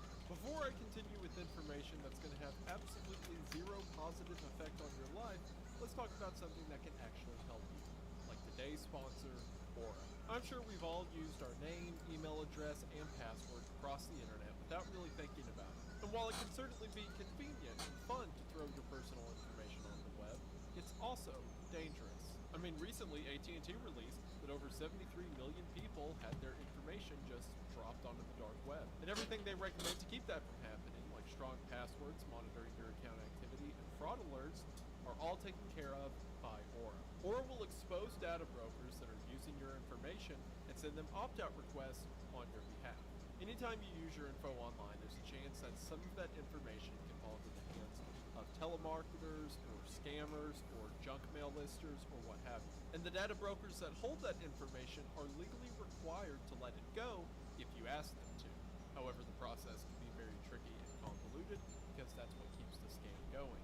But now Aura is here to do the hard part for you, because not only will it automatically scan the internet to find if any of your information's in the wrong hands, but with the press of a button, they'll send an opt-out request on your behalf. Not only does this make your information more secure, but it also opts you out of things like telemarketer calls or junk mail lists, or it even monitors your email and passwords to see if they were a part of a data breach and then gives you advice on what to do from there. In preparation for using Aura in an ad, I ran a check on my email, and lo and behold, some of my information had fallen into the wrong hands, and Aura helped me get that cleared up. So they've already got my vote. On top of that, the Aura app has a VPN, a password manager, real-time credit and identity theft monitoring, and malware protection. The Aura app even has family tools, like monitoring screen time or preventing harmful websites from popping up. Aura is pretty much every internet safety tool you could ever need in one app. The internet can be fun and important, especially when you use it to watch a college dropout talk about cheese tunnels. So have Aura put your mind at ease and let them worry about all of the bad so you can get back to what's good. Speaking of good, there's never been a better time to get in on this offer. That's because if you head to the link in the description at aura.com/Wendigoon, you will be able to try Aura for 2 weeks absolutely free. That is right, get Aura for free for 14 days. Sadly, you're probably going to be amazed by all of the information viewers they find just floating around on the web. But you can get that taken care of and see if Aura is right for you again at aura.com/Wendigoon to get in on this incredible internet defense tool today. Thank you all so much for watching the ad. Thank you so much to Aura for sponsoring the video. It really does mean the most. Hope you all check them out. Link is in the description, and we are back to the video. We are going to go ahead and get into it, but as always, thank you for watching. So the reason this conspiracy and cheese caves and all of that exist in the first place is because of dairy. Dairy for the past several centuries has been an incredibly important cornerstone within the world economy. Not only are dairy products like milk and cheese bought and sold in massive quantities across the world, but typically the farmers who are responsible for dairy production are also responsible for several other aspects of food production as well. So not only are these farmers important because things like growing crops or raising cattle tends to be the first step in an entire ecosystem of consumption, but because if those farmers don't do well, then the trade routes that move the product doesn't do well, and the marketplaces that sell the product doesn't do well either.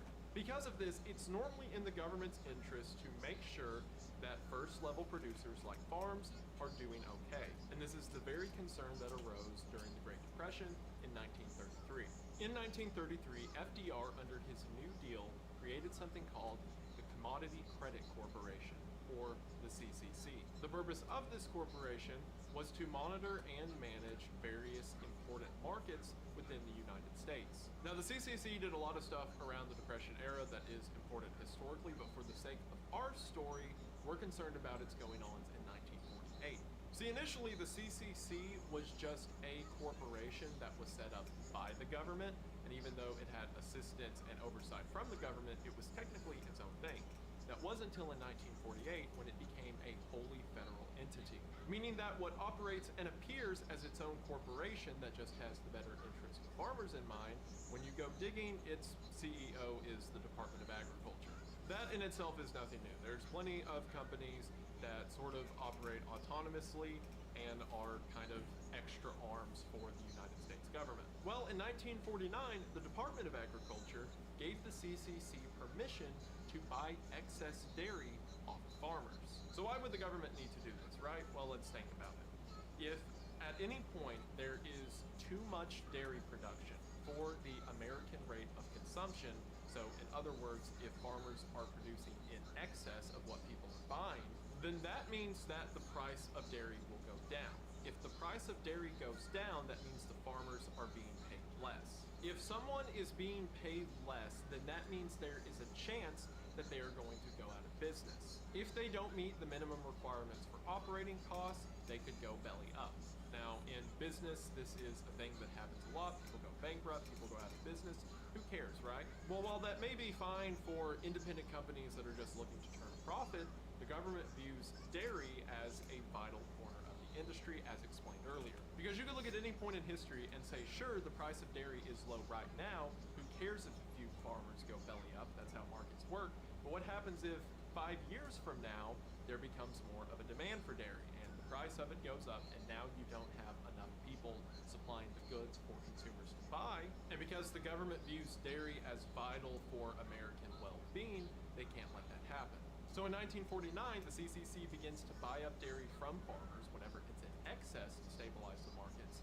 And then whenever the dairy market becomes in scarcity because there's not enough of it, they release some of that dairy back onto the market, keeping the entire dairy industry within a nice medium. Something, supply and demand, whatever. This is all well and good for about 25 years. Then things change in 1973. In 1973, the United States ran into an energy crisis. The whole energy crisis is an interesting story in its own right, but the short version is a lot of stuff runs on electricity and oil, and we were having trouble getting both of those. It sure is a good thing we lucked out of some very diplomatic negotiations in the Middle East, am I right, boys? Where the energy crisis relates to our story is, again, because of all those supply chains and markets I mentioned earlier. A side effect of the energy crisis was the price of dairy rose by about 30%. This is getting into the danger zone of people from low-income housing no longer being able to afford dairy, and that not only affects that individual's livelihood and health, as mentioned earlier, if people aren't buying, the whole market does bad. So the government tries to step in, and as they always do, they just start regulating stuff. Basically, farmers were being told that they need to produce more dairy, but also they can't sell it for as much as the market demands. Meaning that for a couple of years, the entire nation's dairy industry and ergo meat, food production, all of it was almost in the gutter. So in 1977, Jimmy Carter promised to pour $2 billion into the dairy industry to once again artificially sustain its success over time. Because if it goes, a lot of other stuff goes too. What did that $2 billion go to, you may ask? Well, Jimmy Carter said that any excess dairy that is produced by dairy farms would be bought by the federal government. See, the Department of Agriculture, through the CCC, had been buying up dairy for years now. That was nothing new. However, before, the amount of excess dairy that was bought up was a strategic amount to make sure that there's enough scarcity to keep the prices up enough to keep the farms running. But now that Jimmy Carter has said any excess dairy will be bought up, well, that means, you can figure it out. Because the farmers who were previously afraid of producing too much dairy, because, if you produce too much, not only are you flooding the market, but also you are raising your cost of production, you are buying more equipment, more farm hands, more cows. Those guys who were afraid of overcommitting are now being told whatever amount of dairy you produce will be sold. So do the math. If you're a dairy farmer or someone who's merely considered the concept of maybe one day getting into dairy, how much dairy are you going to make? That's right, as much as you possibly can. And yes, while this did fix the rising prices of dairy, it created an entirely new problem. Too much milk.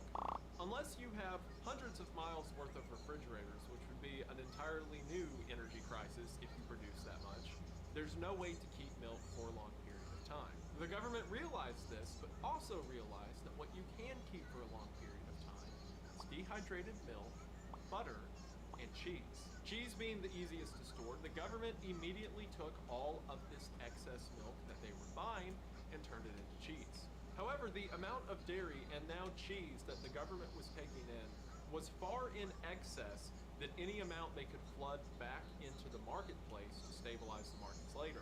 So the government just had to keep buying cheese and holding it. Where did they put the cheese, you may ask? Well, pretty much anywhere they could find it.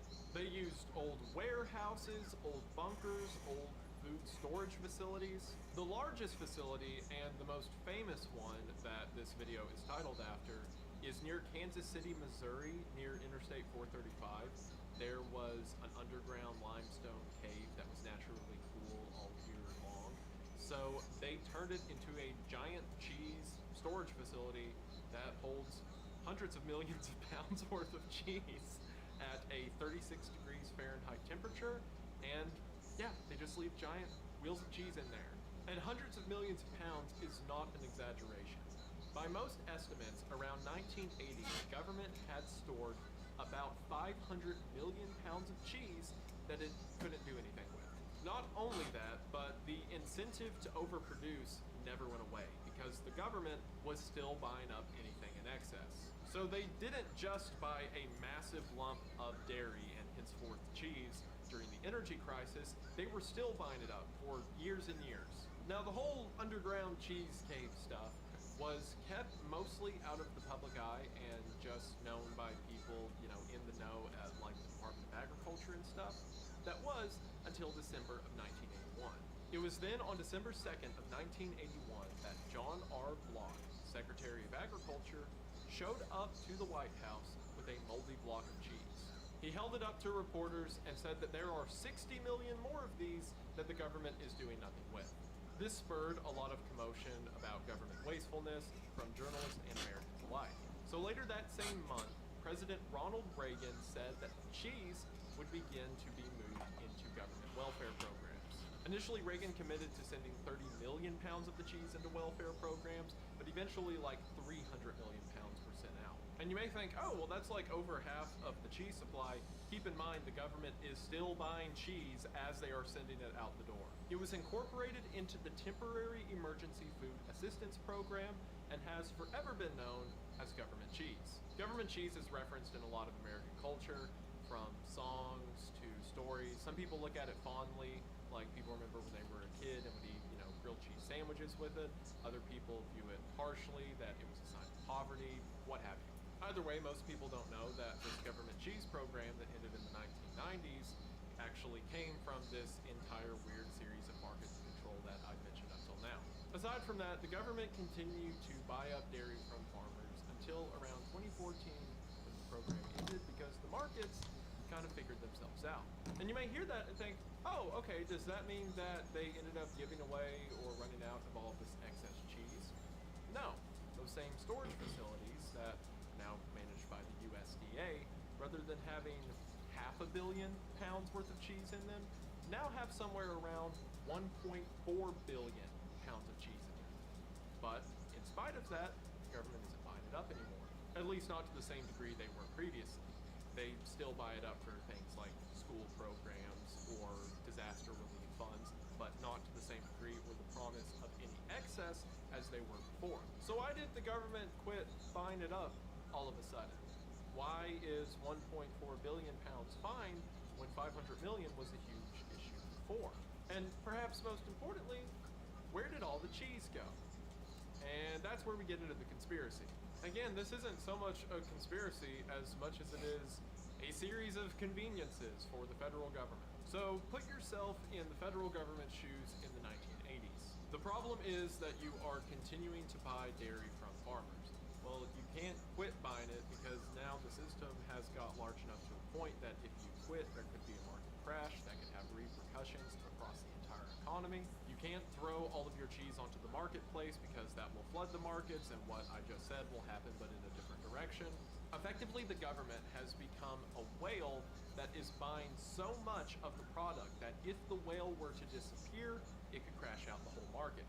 So the government scratches its chin and says, what if, instead of us continuing to buy it to this degree, what if we push that responsibility onto the American public?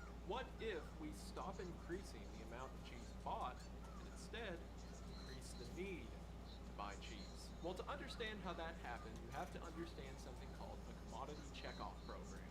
Commodity checkoff programs are effectively brandless advertisement and marketing, sort of.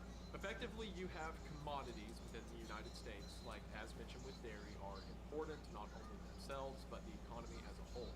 So a commodity checkoff program is a system that increases the markets and buyers for a specific commodity. So in other words, you're not advertising a brand of something like meat or eggs.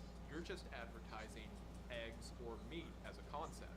The way commodity checkoff programs worked originally is farmers could send in money optionally as a sort of tax, and then the program would use that money to encourage things like the product finding its way into different markets, education around the product, etc.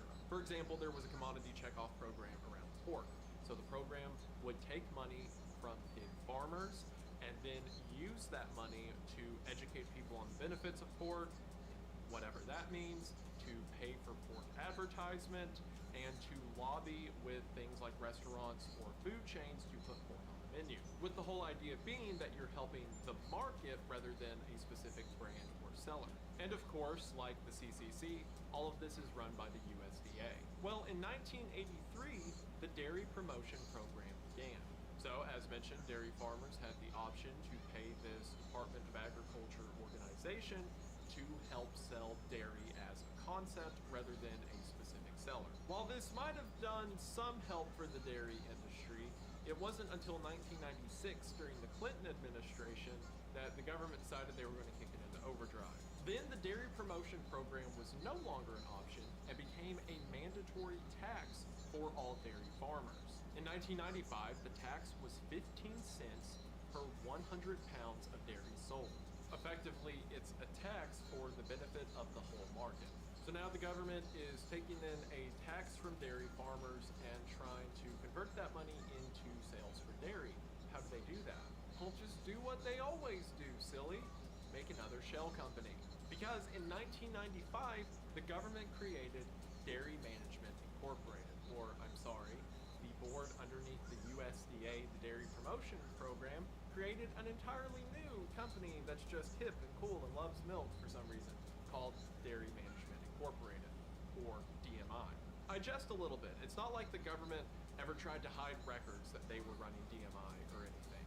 But most people don't scratch below the surface, and DMI is an excuse to buy things like television advertising, or posters, or celebrity endorsements without the government getting involved.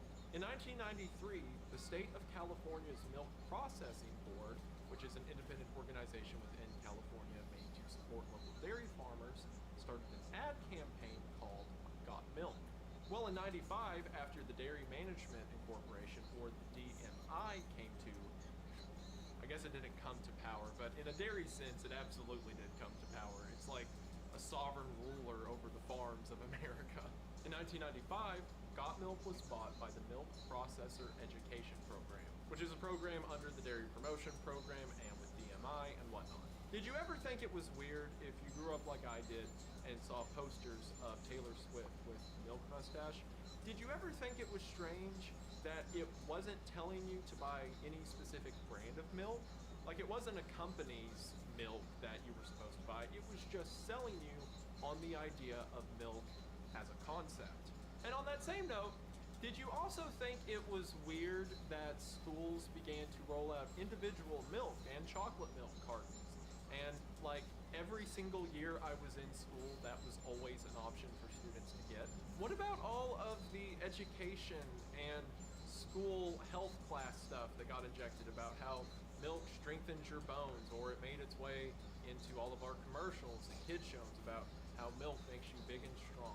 Isn't it convenient that at the exact moment the government decides they want to stop buying milk, we're all of a sudden told that we need to start buying milk? Now, I want to make it very clear, I am not saying any of this to imply or suggest that milk is bad for you or you shouldn't drink it. It is infinitely healthier for a child to be drinking a carton of milk at school than for them to drink a soft drink. It is good for you, it does help with your body's development, but those are all coincidental. I'm playing Marble Blast Gold and Sonic at the same time. Milk was touted as a superfood because the feds needed someone to foot the bill.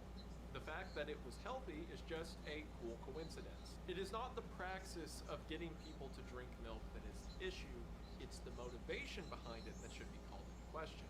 And if you want evidence for that, just look at cheese. DMI is most well known for their influential status within the cheese market.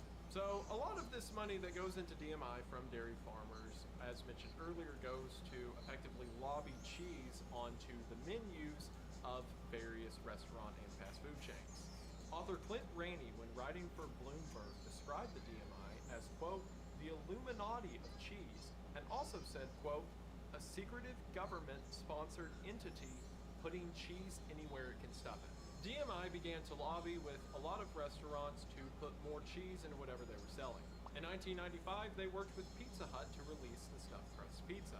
They've worked with companies like Burger King, Wendy's, and McDonald's to add more cheese to their burgers. And they've repeatedly worked with companies like Taco Bell to find more ways to put cheese into things like quesadillas and quesalupas. Well, you may be asking yourself, okay, but what's in it for the fast food chains, right? Because it's not like someone from DMI is just going to show up and say, put extra cheese in your food, and they're just going to do it, right? Well, of course not. As with any of these things, money's exchanged.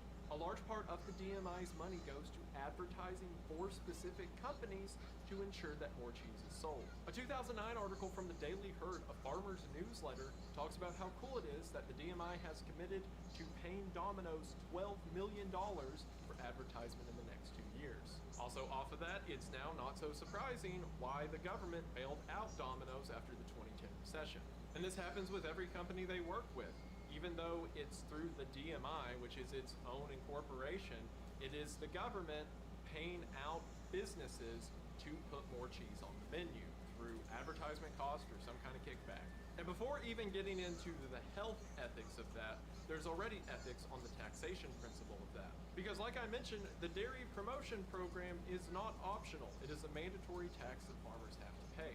So any farmer producing dairy has to produce the tax money for the dairy they produce, and then guess what companies chains like McDonald's and Taco Bell buy off of? They're not buying off of the small upstarter family-owned farm, they're buying off of the super corporations, the ones that have thousands and tens of thousands of cattle that have been doing it for the past 50 years. So effectively, smaller dairy companies are having to pay a tax to ensure that their competition stays on top. Not only that, but where you can kind of look the other way when it comes to milk, because sure, in large quantities, milk can be bad for you.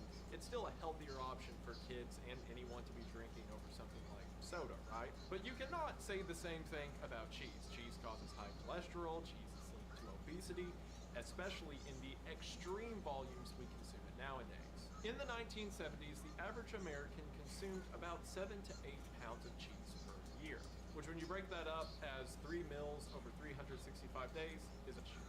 Compare that to the modern age, where it's estimated that the average American consumes about 41 pounds of cheese per year, or as a country, 13.5 billion pounds of cheese. And while that is an absurdly high number, that is still per capita lower compared to countries like Italy or France. The rate Americans buy dairy from the 1980s to now has actually fallen to about half, but that doesn't matter because our rate of consuming cheese has more than quadrupled. And Dairy Management Inc., the company that is not the government but also definitely is the government, had a large hand in that, encouraging pizza chains to put more cheese on their pizza, and also every menu at any fast food chain to add cheese in some different way and name all their foods cheesy or with cheese, and make schools roll out pizza parties every week to sell more cheese. Remember all those that you just thought were fun and had no underlying motive? Sorry. Remember how at the beginning of this video 500 million pounds of cheese was a problem, and now those same facilities have 1.4 to 1.5 billion pounds of cheese in them and it's not a problem? Well, that's because about 300 million pounds of that is actual government property used for disaster, school efforts, whatever. The other 1.2 billion pounds is cheese that is stored by the USDA for private companies. Meaning that what was once a problem of, oh, what are we going to do with all this cheese? We can't expect people to eat it, is now just a blip on the radar. 1.4 billion pounds of cheese is nothing compared to the 13.5 billion we consume every year. And of course, the hypocrisy for that lies on the USDA, the same organization that claims so much to be concerned with American health and to make sure Americans are eating what they're supposed to, have a company that makes sure we get cheese in everything we eat. They'll say things like eat cheese in moderation and be careful with your consumption while creating a 7-cheese pizza with stuffed crust. The fact of the matter is sure, maybe when it doesn't matter, they're kind of concerned about our health, but not when there's a profit to be made. And the government, instead of changing regulations or the way they handle products and consumers, simply puts the bill over to us and tells us to do what they always tell us. Just buy more. So congratulations, the country's been psyoped into eating cheese. What do we do now? Well, the solution is what the solution is anytime there's a government issue. It goes back to you, the individual. Don't eat fast food, or if you do eat it, do it in moderation, and try to stay away from things that aren't healthy for you. And while sure, the health of oneself always falls back on the person, that's not the motto that organizations like the USDA or the government as a whole are taking. They're supposed to have our best interest in mind, but in praxis, that best interest always exists as long as there's no money to be made. It's easy for us to look at the circumstance and argue personal responsibility and to just stay away from it, but fast food is cheap and easy, and the government knows that, so they know they will always have a population of those in poverty or those who are uneducated that they can throw their product onto. Because who cares if American obesity is at an all-time high as long as we don't have to worry about the whole cheese thing. And also, blah, blah, blah, the high cholesterol obesity leads to heart attacks, stroke, death, and that is how I'm working death into this video. And at the end of the day, this isn't anything that I think is worth grabbing pitchforks over, right? The government had to hold up a part of the economy, and they didn't want to do it anymore because they needed the money for some other frivolous purpose. So they use kind of shady advertisement tactics, especially shady when it comes to kids, to pawn that responsibility off onto us. But again, we can simply choose to not participate in the cheesy gordita crunch, although we may dabble from time to time. And it's not like things like drinking milk are that harmful, right? But what I am saying is if the government's willing to fix their mistakes or solve their problems through us by changing the education around certain products or reframing narratives regarding how we're supposed to consume certain products, or using celebrities or other tools at their disposal to convince us that something is in our best interest, if they're willing to change what is considered the best interest, if they're willing to set up shell companies, if they're willing to use tax dollars, if they're willing to change the way a core part of the economy functions over milk, then what do you think they're willing to do about everything else? All of that to say, remember kids, the next time somebody tells you the government wouldn't do that, you can figure out the rest. And if you think this entire video is crazy, if you think this is some whack brain conspiracy that doesn't make any sense and I'm insane, very weird, which you're definitely right about at least one of those things, I still want to say thank you for watching. I hope you guys enjoyed the video. As a lot of you probably know from like the Creedcast stuff or the red thread that I've talked about lately, I got my wisdom teeth removed a couple weeks ago and my face still kind of hurts. So when I was like hyped up on the pain medication, I was just like, I had a laptop in bed reading about milk. So that's my recovery process. So I hope you enjoyed this. I hope this was interesting for you. I know it's been a while since the last video, or like this video was supposed to come out sooner than I originally thought, but again, face swollen and whatnot. So I finally feel able to sit down and record a video. And this was a topic that kept having rabbit holes. Like I dig and I figure out stuff about like the Got Milk campaign, and then there's a mention of DMI, and I'm like, what's DMI? And then that turns into the whole cheese thing. And that's where I found my connection to death. Cheese has absolutely killed several thousand Americans, no question about it. Yeah, this is just a story that I thought was interesting, I thought was a little shady, and I thought was a good example of the government being kind of spooky. So hopefully you enjoyed it. Just a random, strange, off-topic video also about milk, which is now my second one up, which is weird that it happened twice. Thank you all for sticking around with this one. It's a lot. There's Creepcast and Red Thread on the way, Weird Bible, once a month as always. I'm trying to think if there's anything else. Once again, the Legacy of the Mothman poster is available at the link in the description. It will be here for a very limited amount of time, like less than a week, and then it's gone for good. So get in on that in the description while you can. Thank you to Aura for sponsoring this video, as always. Yeah, there will be some new, very cool announcements. There should be an announcement very soon regarding the Stalker film, which a lot of you guys have been asking about. So thank you for your patience on that. The people who donated, like they know through the Kickstarter and everything. But for everyone else, announcement about that on the way very soon. Thank you all for your support with that. I believe that should do it for now, but I just want to say thank you for watching. I hope that you enjoyed, and I will see you in the next one. Bye! The government is hiding billions of pounds of cheese.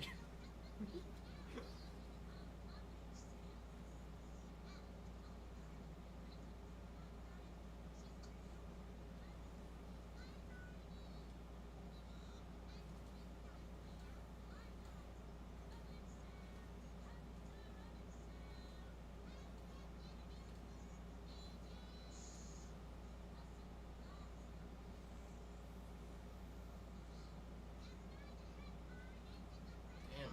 24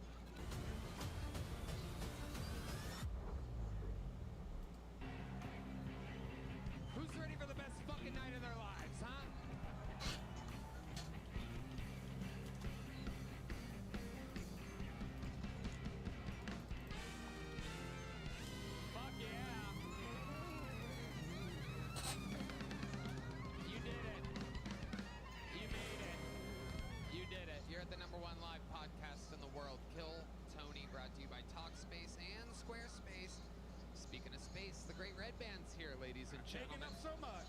Taking up space. How exciting. How about a hand for the best goddamn band in the land, huh? Raul Vallejo. Carlos Sosa.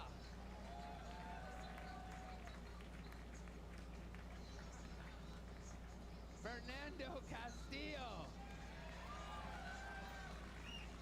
Nachos Belgrande. Michael Gonzalez on the drums.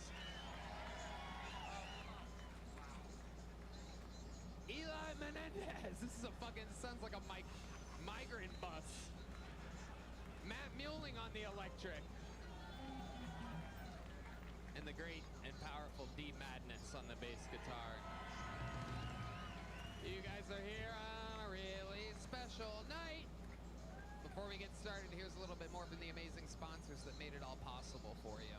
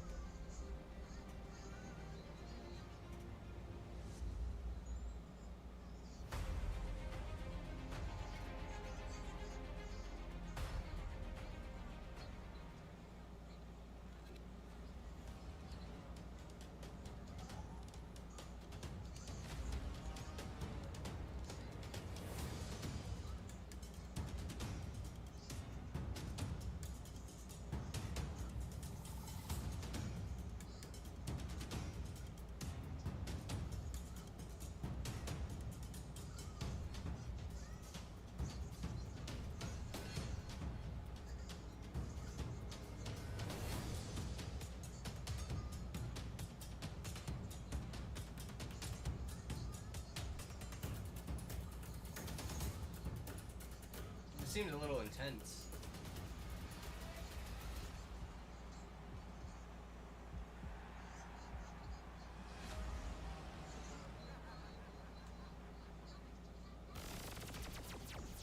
The Sunset Strip Comedy Club in Austin, Texas is now open. Check out Red Band's secret show every Thursday. Go to sunsetstripatx.com for tickets.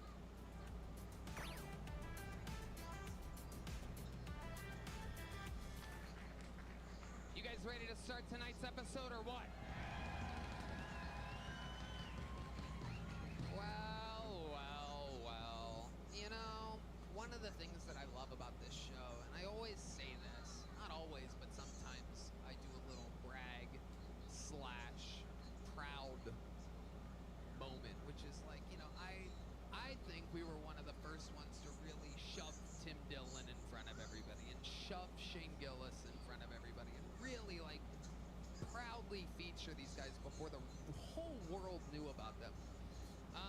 We're doing it again. Another great top young rising comedian in the world with a brand new special out called Gaslit, and also joining him, he is indeed the reigning, defending, undisputed, undefeated 2023 Guest of the Year. Ladies and gentlemen, this is Akash Singh and Dr. Phil.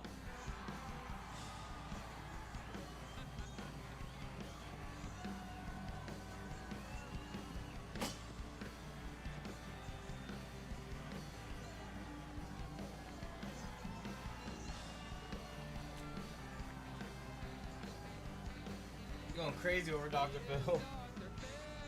Hey, Dr. Phil.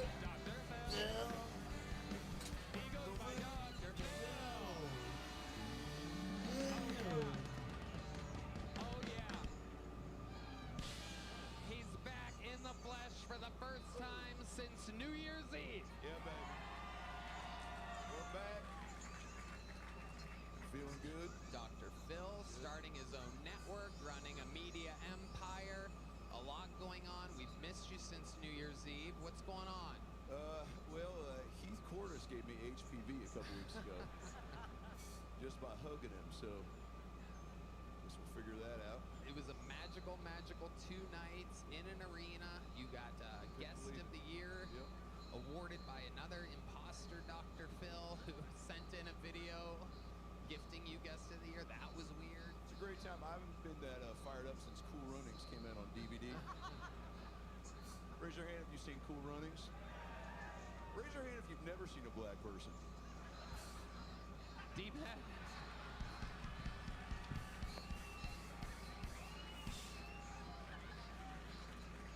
Somebody We'll needs be right back. Had to. There it is. The way D Madness raises his hand is very suspicious, by the way. I don't know if you guys noticed that. Might need a little coaching on that, D. Yeah, you got any sound effects for the weird salute, Red Man? Yeah, you don't have to, by the way. No? Okay. Oh, yeah, he does not. Akash Singh has a brand new special on YouTube, Gaslit. Akash Singh Comedy on YouTube, the 1 hour special. Akash and I have been doing stand-up together for 17 years. We used to, and Adam, we used to all do fucking coffee shops, juicy places, or smoothie places, not juicy places. Juicy. We used to do juicy places too. Stand up in a Juicy Couture Hell yeah. store, yeah. We basically have done all of the worst gigs you can imagine, and here we are now. Sold out MSG twice. Give it up for this man right here. Fuck yeah. Go. Fuck yeah. One of the kings of New York landed there 9/11, 2001. We're going to have a lot of fun tonight. You guys have both done the show multiple times. I have another special announcement tonight. 259 people. 259.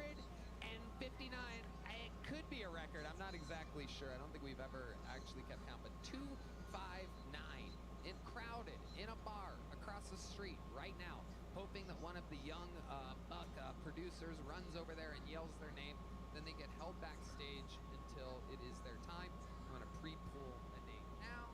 Very lucky name. And while they are wrangling that person, we will get the show started. You know how it works. They get 60 seconds. Their time is up and you hear the sound of a kitten. That means they have to fucking, how do you fuck this up? How? Why are you hitting other buttons before that fucking thing? It's unbelievable. God, you have the easiest job on planet Earth.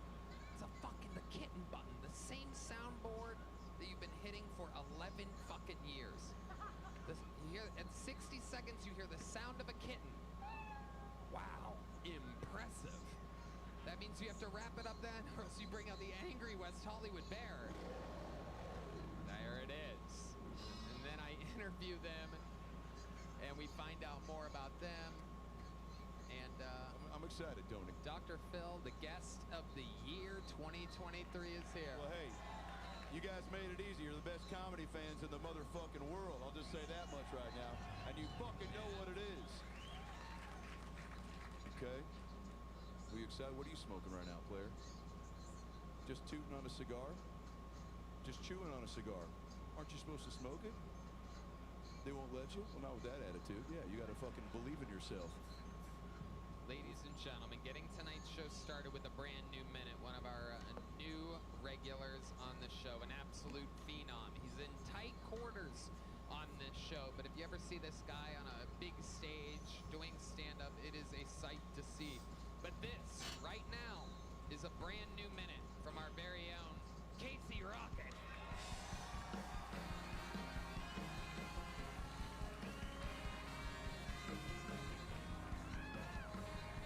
Hey, it's Casey Rocket.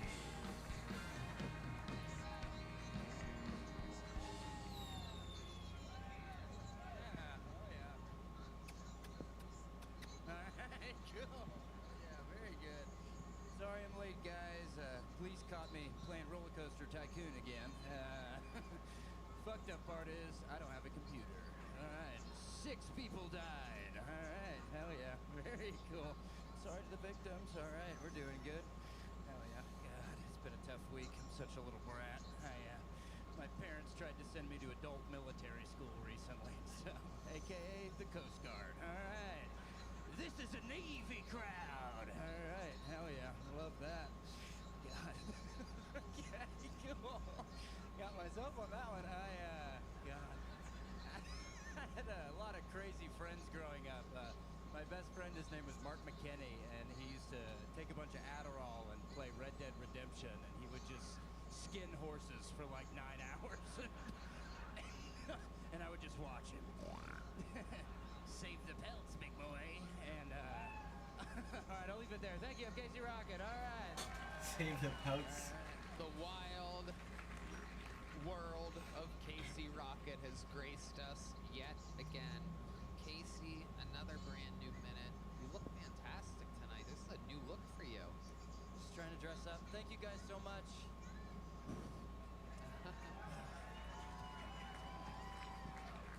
An absolutely adorable bundle of charisma you are. Ultra likable Casey Rocket. Dr. Phil, you ever seen anything quite like Casey Rocket before? No, this is my first time seeing it live. You're dressed like Fozzie Bear's agent, but I love your energy is palpable. I don't know, are you on anything, or is this just all a zest for laughs? Zest for life. I was in small claims court for the roller coaster thing. Yeah? Oh, I don't think anybody in here doesn't believe that. Are you a big roller coaster guy, Casey? I built a whole park and it collapsed. Just trying to save money, I used aluminum.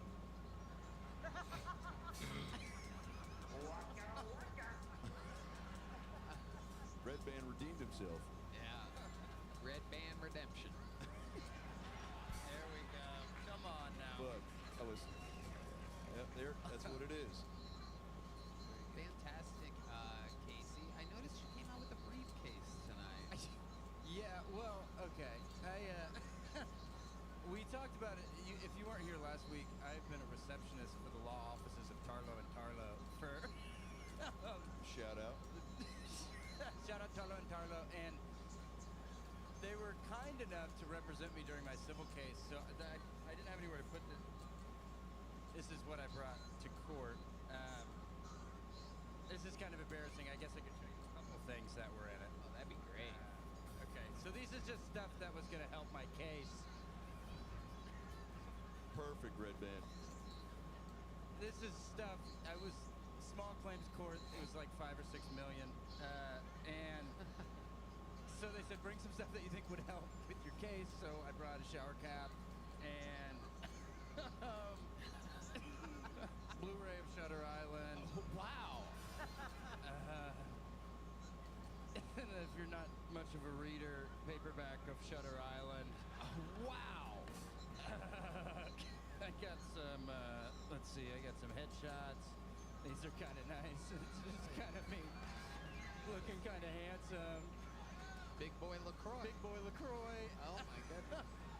Your Honor, Your Honor, you really think I could do something like that? That's what I thought. That does not look like the face of a man that would build a theme park out of aluminum. That's what I said. You could tell they didn't believe me. A headshot of character actor John Hawkes. Yep. Oh. I don't know if that was going to help. It was kind of like an alternative suspect thing. It's like no one knows where John Hawkes was when it happened. They didn't really buy it. There's a bunch of fucking cassettes. There's a Heart cassette. Is that the... Paul Simon. Oh. Is that the sound... Johnny Cash. It's mostly cassettes in here. I think I see the soundtrack to Shutter Island in there. That's absolutely right. It's funny you bring that up. Garth Brooks. Famed soundtrack to Shutter Island, director's cut. Wow. Was, yeah, I think that was Rodeo, was the song they played over the beginning tracks. Wow. This is just some stuff I've been kicking around in court lately, so.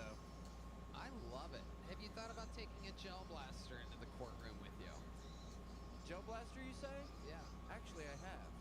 Gel blaster is actually one of the better things to take into court. Huh, it's funny you bring that up. Gel, let's follow me here. May I may I present to you the riff attorney, Gel Blaster? This is how I would defend it. Ladies and gentlemen of the court, Gel Blaster, Blue Aster, Ari Aster, Hereditary, Terry, P. Terry's, Burger, Erger. Hold on! Give me time! Damn it! Scary, cow, not cow, ow, hurt. Has anyone been hurt by my client here? Very cool. You have the craziest brain I've ever heard of. You are great at what you do. Thank you. That shit's and awesome. no one else does that. That is for sure. riff attorney. Can you imagine being in a court of law and hearing an attorney go, burger, burger, you know what I mean? Burger, you know. I mean, case closed, Your Honor. It is Burger Erga, that's my new screen name on Xbox Live. incredible.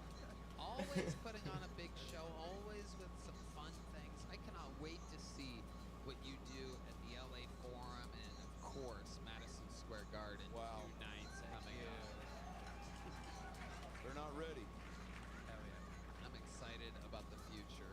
Great Casey Rocket. Thank you guys. So fun. Hell yeah. Casey Have a good Rocket, night. ladies and Appreciate it. gentlemen. Great job. And so it has begun. Casey showing us what a wild minute looks like. Those guys have to do it every week. Not easy. Oh, wow. Look, it's the lovely Heidi, everybody. Make some noise for Heidi, everyone. A little something for the incels on YouTube right now. Oh gosh. And so we move on to the bucket. You guys know how this works. This is where anything can happen. This is where we find great talent. It's also where we meet crazy people. Some of them don't prepare. We find out everything we can about them. You guys get it. Let's get it started. Your first bucket pull of the night goes by the name of Brett O'Brien, everybody. Here we go. 60 seconds from Brett O'Brien.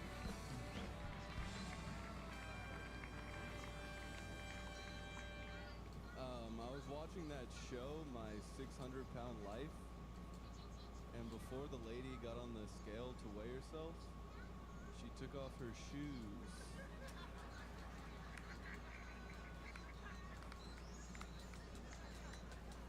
Like that's the issue. Your Crocs. I'm pretty sure it's your moose heart.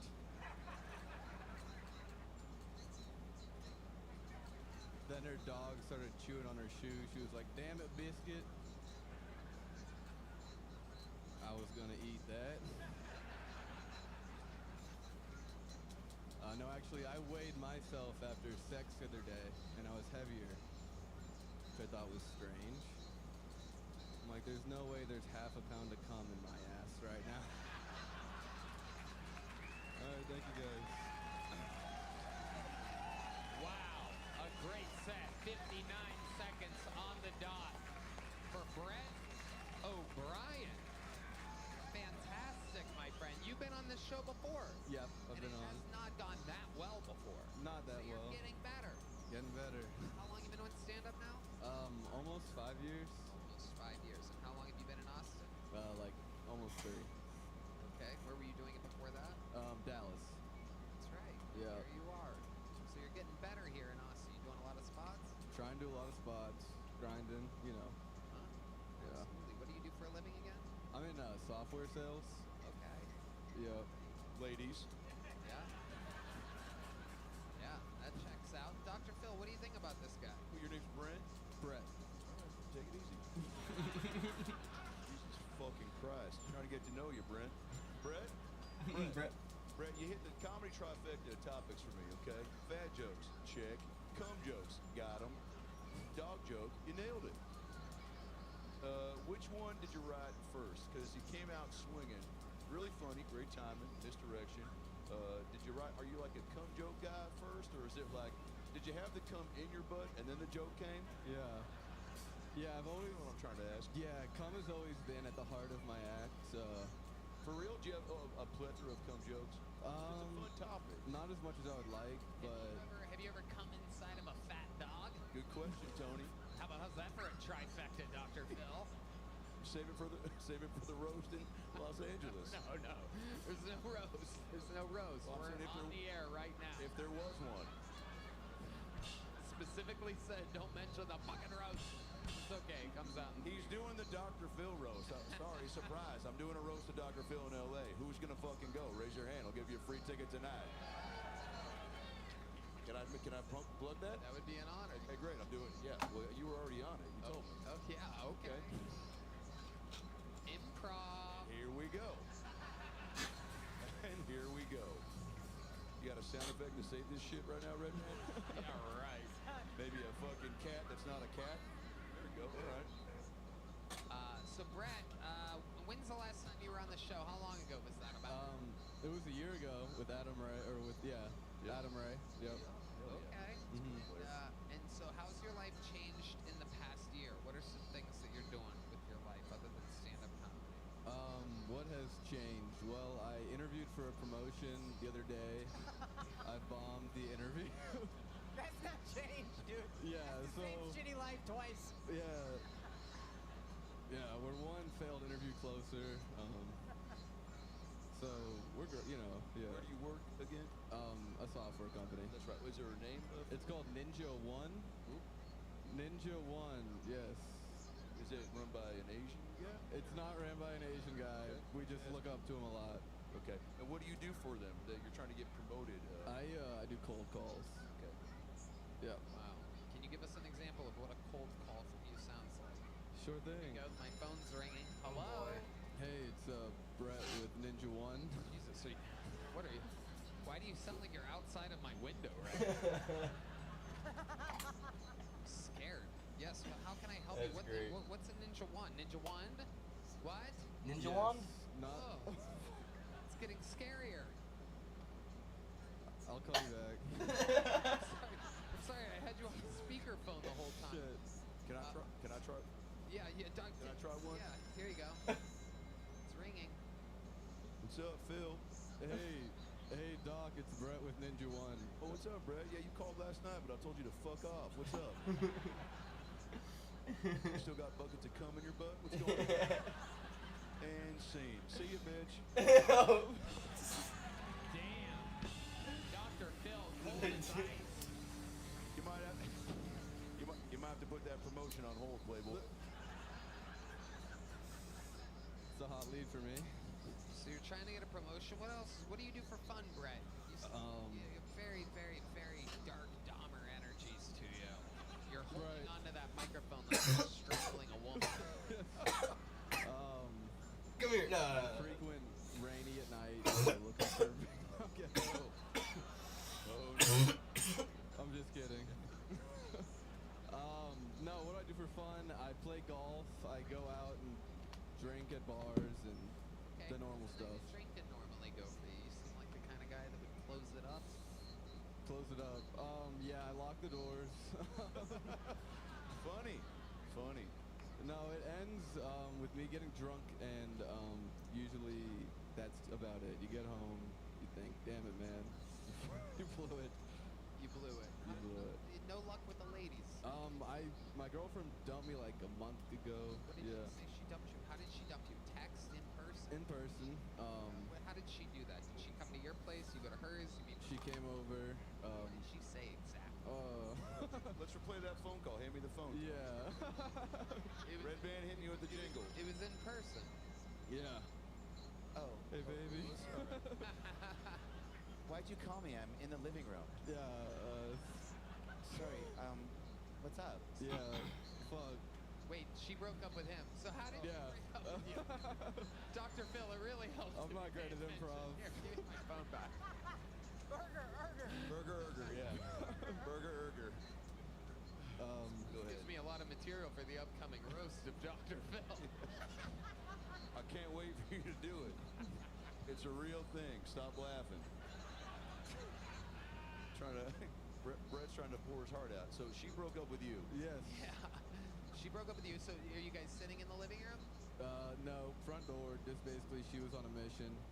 I imagine. So you cracked the door. What did she say exactly? I think we were gonna just hang out, and she was like, she came over with like a lot of my stuff, so I figured like that's. How long have you two been together before? Like 2 years. Okay, she came over with some stuff, and what did she say exactly?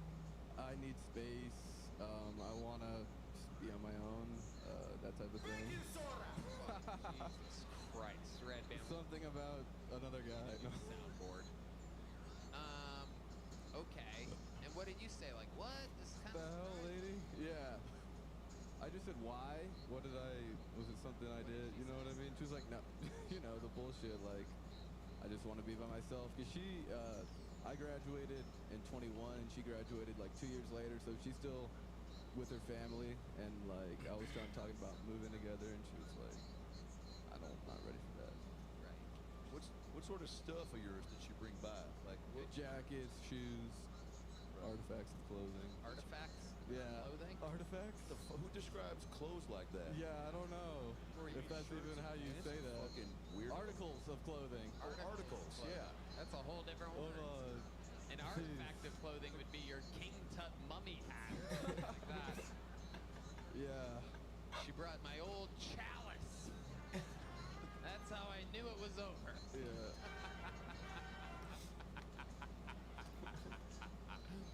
Have you followed her on Facebook? Is she like seeing anybody? Have you tried to stalk her? I mean, I know the answer to that, but have you tried? Yeah, she's laying low, keeping under the radar. You think so? Yeah, I hope so. I don't know. Getting pounded out by another guy right now at this very moment. I'd like to hope not. Did you notice that it made you funnier? There's a thing in comedy where a lot of people say that heartbreak makes comedians funnier. Did you write these jokes? The 600-pound life joke. How old is that? Like 6 months. It's old. Okay. How about Older. the old? Full of cum? Yeah, I've been sitting on those How he two got for over a minute. That's how he got over his breakup, I think. Yeah. Have you written any new jokes since the breakup? Let me think. Yeah, I think so. Yeah, why don't you try one? I don't understand why people are so afraid to die alone. Cut him up, cut him up, cut him up.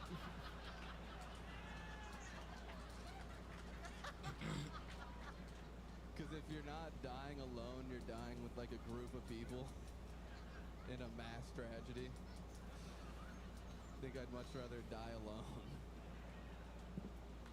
Wow. There's a little more. Did you get a little joke book last time you were on the show? No, I got Big Joke Book and then Secret Show. I've been on, this is my 4th time. Right. Yeah. I'd love to have you back on the Secret Show Thursday. Thank you. There you go, Brett O'Brien. One door Good job, closes, player. another Thank door opens. You can catch him at the Secret Show wearing artifacts of clothing. This podcast is sponsored by Talkspace. May is Mental Health Awareness Month, and Talkspace, the leading virtual therapy provider, is encouraging people to talk it out in therapy. Opening up to a therapist might feel uncomfortable, cathartic, exhausting, or exhilarating, but one thing's for certain: if you keep talking or texting with a licensed therapist, you'll gain insights and uncover truths that only you can find in therapy. Get those personal breakthroughs and judgment-free support by signing up for Talkspace every day. I think therapy is extremely beneficial and made a huge difference in my life. Talkspace makes it easy to find a therapist you like, and you can do sessions from the comfort of your own home. There's no need to commute to appointments, miss time work, or line up childcare in order to attend sessions. It is mental health made easy. Talkspace lets you send messages to your therapist so you don't have to wait for the next session. Therapy can help you shift your perspective, find tools to cope in difficult times, and be a guiding light. Talkspace can help with any specific challenges you might be facing. It's the #1 online therapy platform with licensed therapists in over 40 specialties, including anxiety, depression, substance abuse, relationship issues, and more. Yes! To celebrate May Mental Health Awareness Month and the power of talking it out in therapy, Talkspace is offering every listener to this podcast $80 off your first month with promo code SPACE80. And you go to Talkspace.com/Tony to match your licensed therapist today. Go to Talkspace.com/Tony to get $80 off your first month with code SPACE80. And to show your support for the show, that's Talkspace.com/Tony, code SPACE80. Hello? Indeed. Hi, everybody. Hi. This podcast is sponsored by Squarespace, the all-in-one website platform for entrepreneurs to stand out and succeed online. Whether you're just starting out or managing a growing brand, Squarespace makes it easy to create a beautiful website, engage with your audience, and sell anything from products to content to time, all in one place, all on your terms. Squarespace is by far the easiest way to create a professional-looking website with minimal effort. It's amazing. Start a completely personalized website with the new guided design system, Squarespace Blueprint. Choose from professionally curated layout and styling options to build a unique online presence from the ground up. Tailored to your brand or business and optimized for every device. Easily launch your website and get discovered fast with integrated, optimized SEO tools. So you show up more often to more people and grow the way you want. Oh my goodness, that sounds like an absolute no-brainer. Make checkout seamless for your customers with simple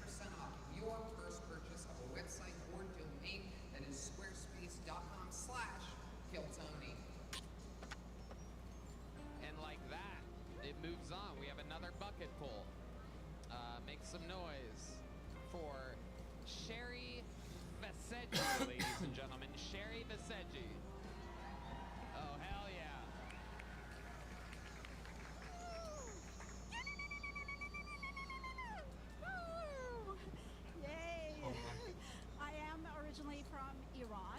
Boo! I'm kidding, stop it. Stop it. There are no terrorist women. Come on, did you forget 2 seconds ago? That means celebrate, just don't do it in the airport. Yeah. This idea of covering yourself up in the Middle East is called hijab, and in Austin it's called a thong. Yeah, let's keep Austin weird. Yeah, so my pronouns in the Middle East are wallaha, sahalha, muhalla, wahda, which translates to shut the fuck up, bitch.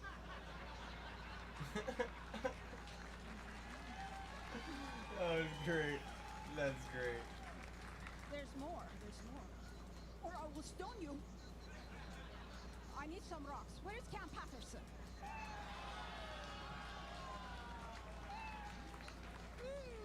Yeah. So, as a Middle Easterner, whether I bomb or I am the bomb, it's a win-win. There you go, Sherry Viseji coming in hot. Wow.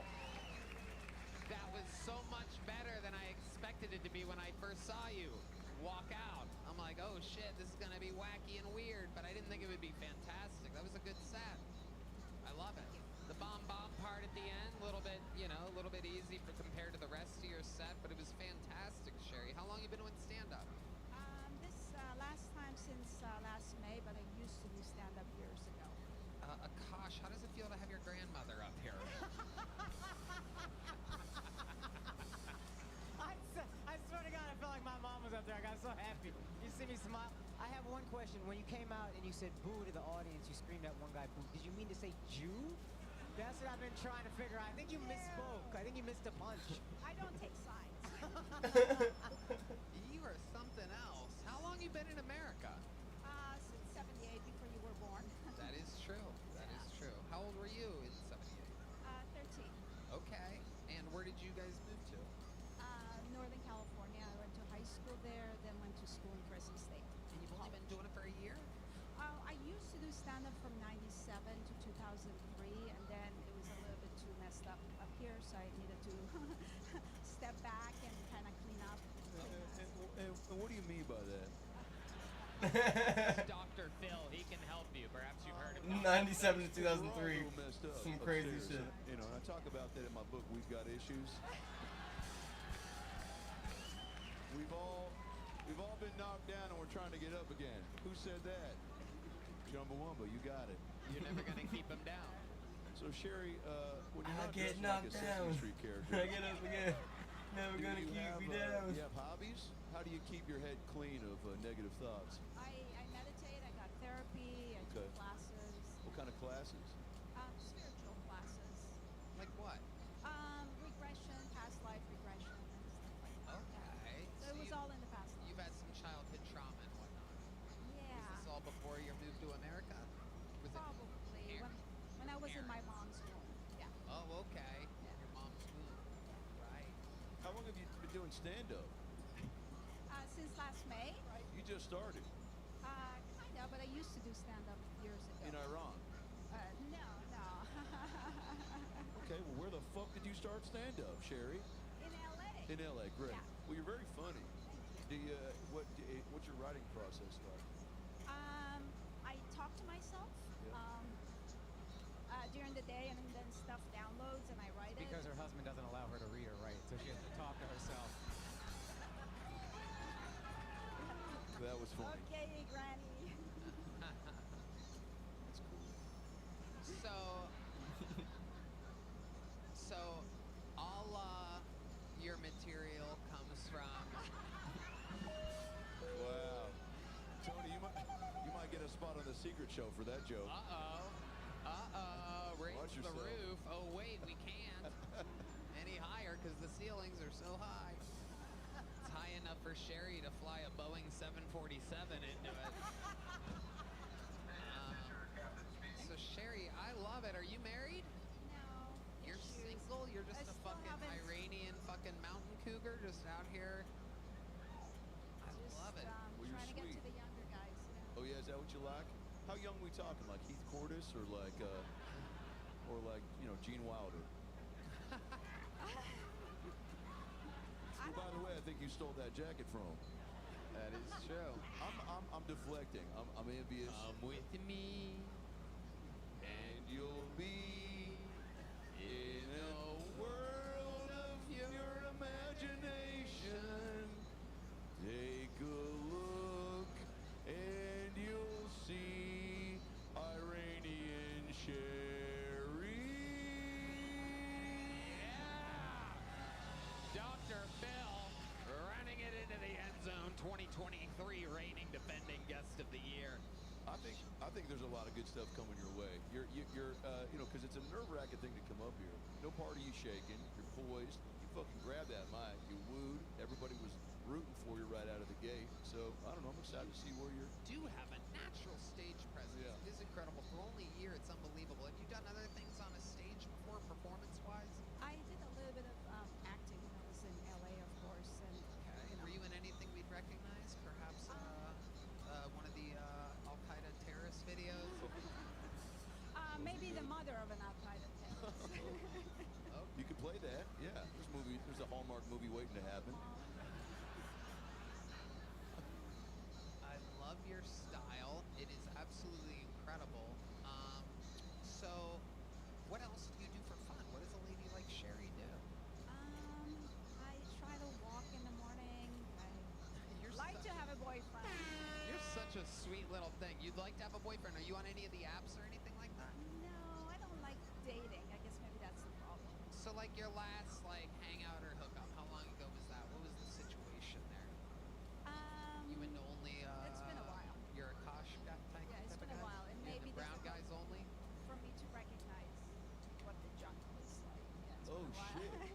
Oh hell yeah. Well, I'm not going to take my penis out, but I think you know, it's one of those things like riding a bike. I think once you got back into it, you'd be like, I remember that there were two balls, you know? Saggy. Saggy. Oh yeah.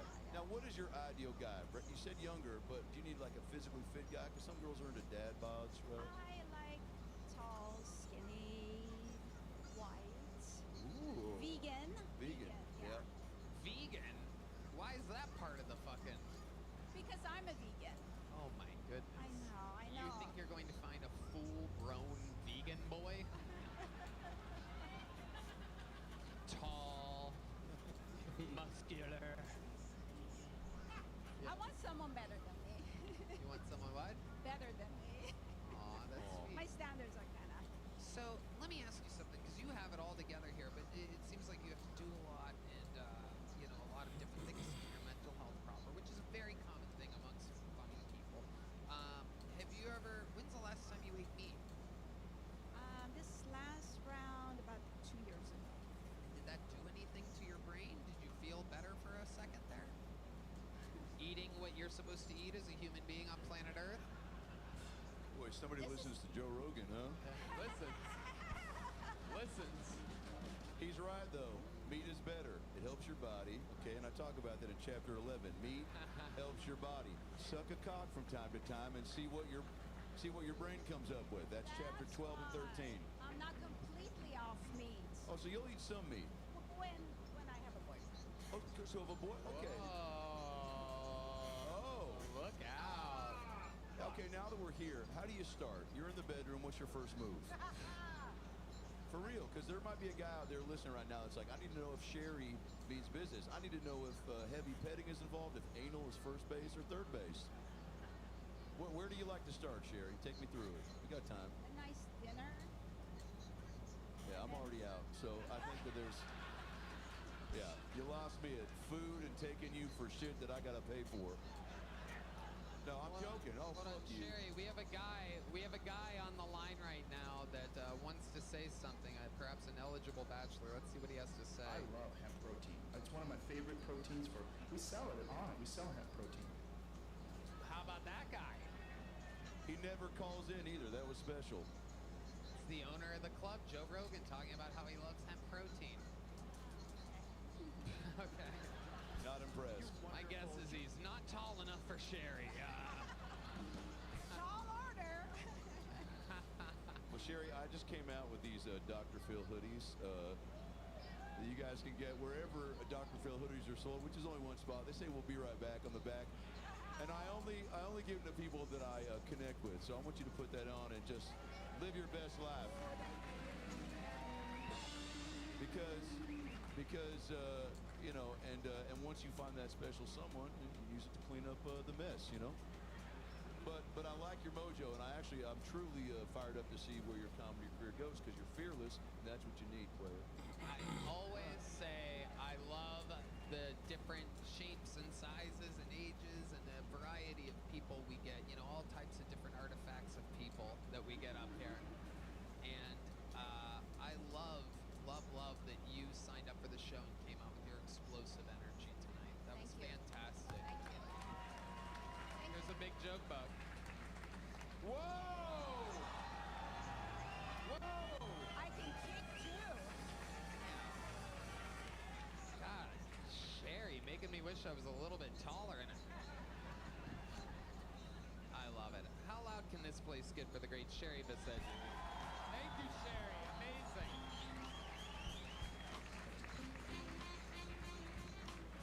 Wow. Ladies and gentlemen, we have a special treat for you right now. A very, very special treat. Before there were golden ticket winners on this show, you know, it still existed. The show started 11 years ago, and I think it was about, 6, 7, 8 years ago, we found this guy, probably closer to 7 or 8 years ago. We pulled this man out of the bucket, maybe longer. It was in the belly room. I remember that very clearly. And he's been on to great success. Sells out theaters all around the fucking world. He was originally just literally one of the best bucket pulls ever from way back in the day. I told him, you're going to be a star. Nothing can stop you. And he's nice enough to grace us with a brand new minute for the first time in absolute many years.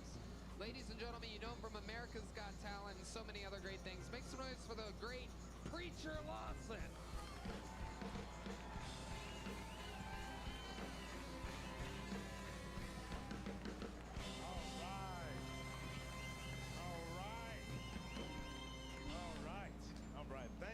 Thank you. I think that women avoid eye contact with dudes because if they look at us for like 2 seconds, we just assume they like us. You have 1 second and you got to get out of there, ladies. 1,000. Go. Save yourself. Because in a man's brain, we like 1,002.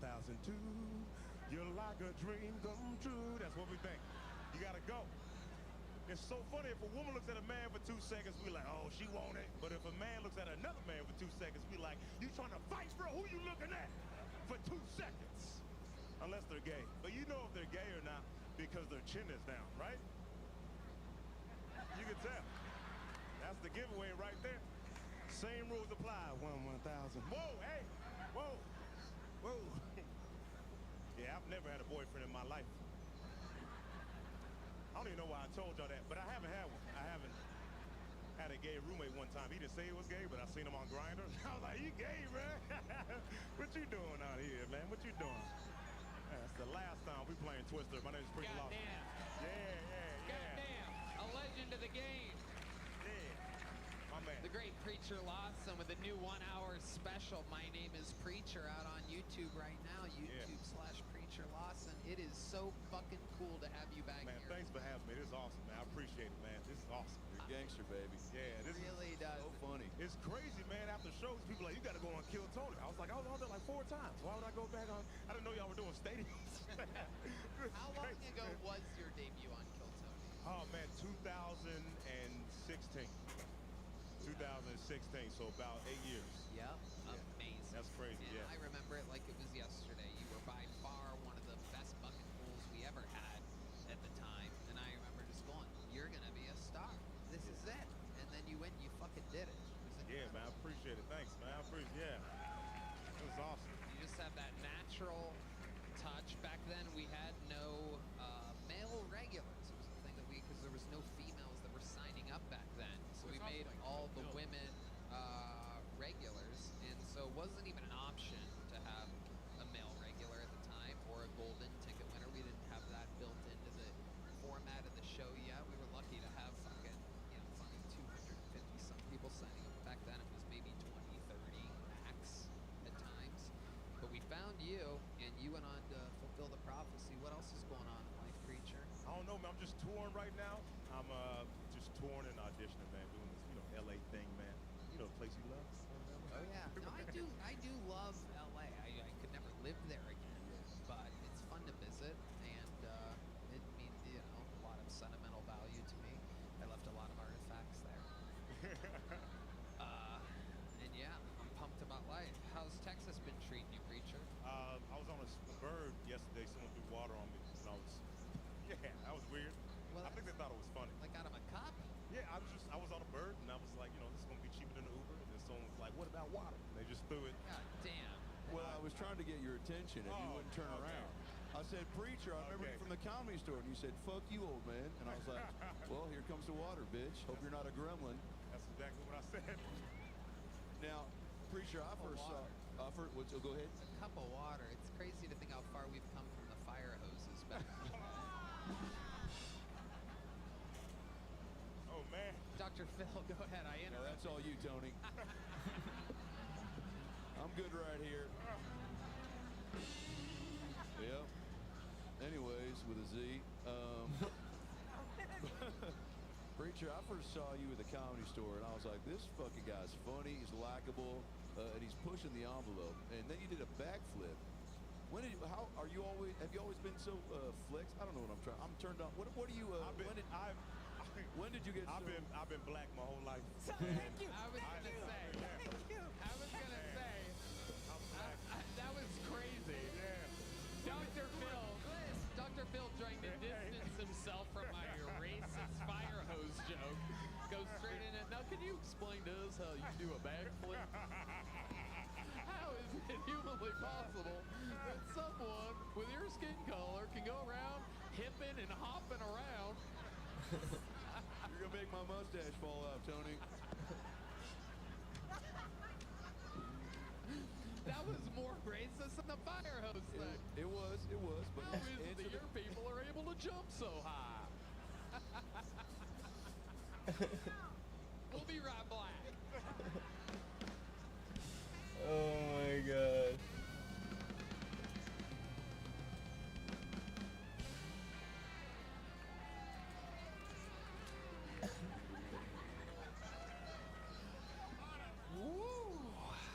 I mean, we could just end the show, can't we? I'm like, I think. Yo, but for real, when did you know you could jump that high? No, but for real, because I'm not athletic, so I'm jealous, like to even. Can you teach me how to shoot a basketball? Putting words in my mouth, Tony. Okay, I'll put something in your mouth, and you know what it is.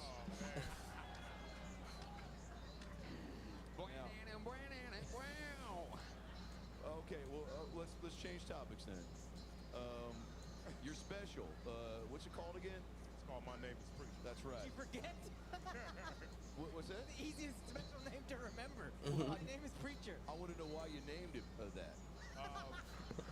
Why you called your special My Name is Preacher? I named it first off, it's my name. Right, I know that. And then, I just think that's what it encapsulates. Right, but is there a joke? I do a joke about it. There it is, okay. I do a joke about my name being Preacher. Right. Yeah, so. It's great branding. It is great branding. Well, it's a tough thing to title something like that. Like, for We've Got Issues, I said, well, what are we all trying to overcome? Issues. And who's trying to overcome them? We are, right? So maybe you guys can stop fucking ganging up on me and just answer a simple fucking question, you high-flying black guy. Now, am I on a hidden camera show? I'm about to fucking bring out Sherry and fuck her in front of everybody. If you don't start shaping up and shipping out, I'm sorry, Preacher. Yeah. You know I love you. I'm just trying to fucking, I wanted you to, share the love of your special. I didn't know that was the actual Dr. Phil book, man. Real now. Is he sponsoring you? What is this, man? Yeah, I had it made especially for this bit. No, it's a real book, Preacher, that I wrote. So let's stick to the script, player. That's awesome, man. Wait, but how long have you been doing stand-up again? 15 years. 15 years. It feels like, is there a time when it gets easier, or is it just the grind of it always pretty consistent? I feel like everything's always hard. If it's too easy, I think I'm getting lazy. Right. You know what I mean? So, I don't know. completely agree. I think a comedian is always in competition like that insight. try to impress an audience in a city that maybe saw you a year Any ago. entertainer or artist should feel the same way, I would imagine. Where you go back. Honing their craft Yeah, if you do the same and just making it better over time. That's true. And you know, you're fucking killing it. You're amazing. It's such a special treat to have you here. Good. I love you, The Bree. point is, for those of you that have been watching Kill Tony Forever, it's the return of Preacher Lawson. And for those of you that don't know, go watch the 1 hour special. My Name is Preacher. Out now on YouTube. The man, the myth, the legend, Preacher Lawson. So funny. And we keep moving along. Hi, this podcast is sponsored by Mood. You know, summer plans can sometimes cause more stress than relaxation. Maybe you're planning a summer vacation and you're juggling everyone's schedules. That's where Mood products come in. A mellow THC high from Mood Sleepy or Chill products can help you unwind. Mood's potent product lineup is the perfect companion for whatever you have planned this summer. Their hemp-based THCA flower is the future of legal THC. Try it along with all of Mood's other amazing offerings like flower, gummies, vapes, and more. For a limited time, Mood is Ooh, I got giving 5 everyone Rogan free songs. THC pre-roll and 20% off your first order. Just visit hellomood.com and use our code KILLTONY. I love mood. It makes so much sense. What kind of mood do you want to be in? Like, I wanted to get sleepy, so I tried the sleepy strain. And guess what happened, Tony? I got sleepy. It was like magic. It felt great. I got nice and cozy under the covers when it kicked in. Listened to some relaxing tunes. Introducing THCA flower, Mood's latest and most potent breakthrough in world legal cannabis. Since THCA converts into THC when you heat it, you get access to the classic marijuana high. And Mood has 10 high-producing strains, the most potent they've ever offered. Mood puts an end to guessing games and federally legal forms of THC extract from hemp plants. All their products are regularly tested in third-party labs. Add more relaxation to your summer plans with Mood. For a limited time only, get 20% off your first order and a free THCA pre-roll. Just go to hellomood.com and use promo code KILLTONY. That's hellomood.com. Code KILLTONY for 20% off your order and a free THCA pre-roll. Back to the bucket we go. It's been a good bucket tonight so far. Let's see what happens here. A new minute from Pedro Franco. Pedro Franco, ladies and gentlemen. All right, I'm Brazilian, man. I love America. I really do. I think it's a great place. The only thing I don't like, I get called Mexican all the time. I'd be the tallest Mexican in the world, dude. I mean, dude, I got called Mexican by a cop. I was like, officer, how many Mexicans do you know that can see over the wall? Are you serious? Makes no sense to me, dude. Trying to be a better person. I quit porn. I think that was huge for me. I mean, porn is just sad, dude. You know, everything about porn is sad. Even the fucking ads are sad. Click on a porn video, the ad comes on. Are you horny and alone? Yeah. Why are you attacking me? I'm using your website, It's the only business that does that. Like, imagine you went to McDonald's, like, ooh, put a McChicken, you fat fuck. It's like, I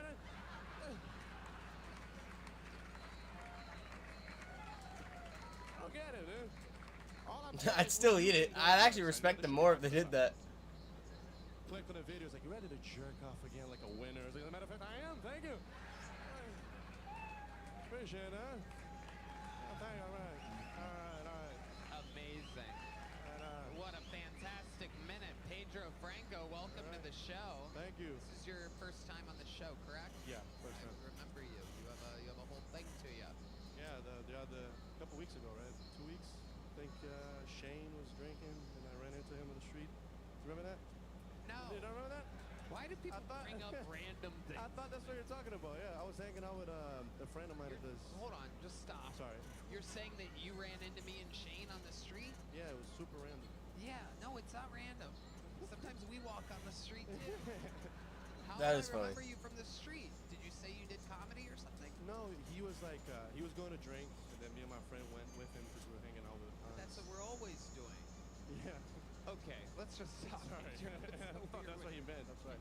No, I was just saying, welcome to the show. Thank you. How long you been doing stand-up comedy? 6 months. 6 months. Funny. All of it here in Austin? Yeah, pretty much. Incredible. You know, it's funny because I always thought those ads before porn were like crazy, but I never really had an angle on it. It's one of the first times in forever where I can honestly say I'm kind of jealous of that bit. Like that's like amazing. It's right there on the surface. But yeah, what the fuck? Those ads are crazy. We're blatantly horny and alone. Yeah, they don't gotta like highlight that, you know, that's the whole thing. Yeah. Yeah, it's like they're fucking with us. Pretty much. Hey, are you overwhelmed with pussy? Like, no, I'm about to jerk off. It's pretty blatant. It's a great take, though. That's what I'm saying, is you have a very natural, it's right there on the surface. Brazilian porn is arguably one of my favorite categories. But I don't just type in Brazilian. I need like layers. So it's like Brazilian mom comes home early from Iraq to surprise Brazilian stepson who's watching, Airbud 6. He gets bored, so he, fucks Brazilian stepmom, titties, When did you move? All right, we'll edit this out. When did you move to America? 2016, I think. Been here 9 years. First impressions? Love it, dude. Great place. Best country on planet Earth. It is, dude. It is. Yeah. You do jujitsu? I did it for like 2 months, and then I came to Austin. I don't have time anymore. Right. You're too busy swimming in pussy. What do you do when you're not doing stand-up comedy in Austin? Dude, I just do this because like my visa's up, so I have to leave in. It's true, I have to leave. You have to leave. I gotta leave in 2 months, so I just been focusing on They're stand-up. gonna make you leave. Yep. Meanwhile, I know it's ridiculous. I know. Like, I can leave and walk back in, but I can't stay.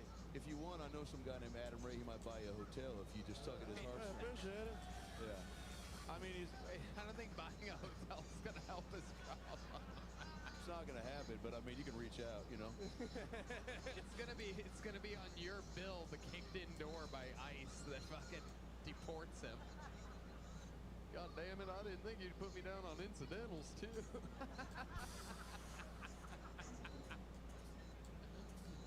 Oh, my God. Are there Brazilian stand-up comics? Like, how do you figure out that this is something that you could do? I don't know. I just kind of I always loved it, and then a friend of mine made me do it, and I had a good time. Have you seen American comedy? Yeah. Who'd you like? Who got you fired up? Louis. Yeah. Good go. Yeah. Absolutely. What do you do for a living? How do you make money? I work in rental cars. Rental cars? Yeah, I'm not say the name of the place. I mean, I'm leaving the country anyways. I work for fucking Enterprise. Whoa. I'm leaving. Wow. They're not sponsoring me. I don't give a shit, Yeah, they're not gonna do it. Yeah, but that's what I do. It's boring. I don't like it. Just pays my bills. Yeah, absolutely. Absolutely. Being broke hurts. And I talk about that in my book, We've Got Issues.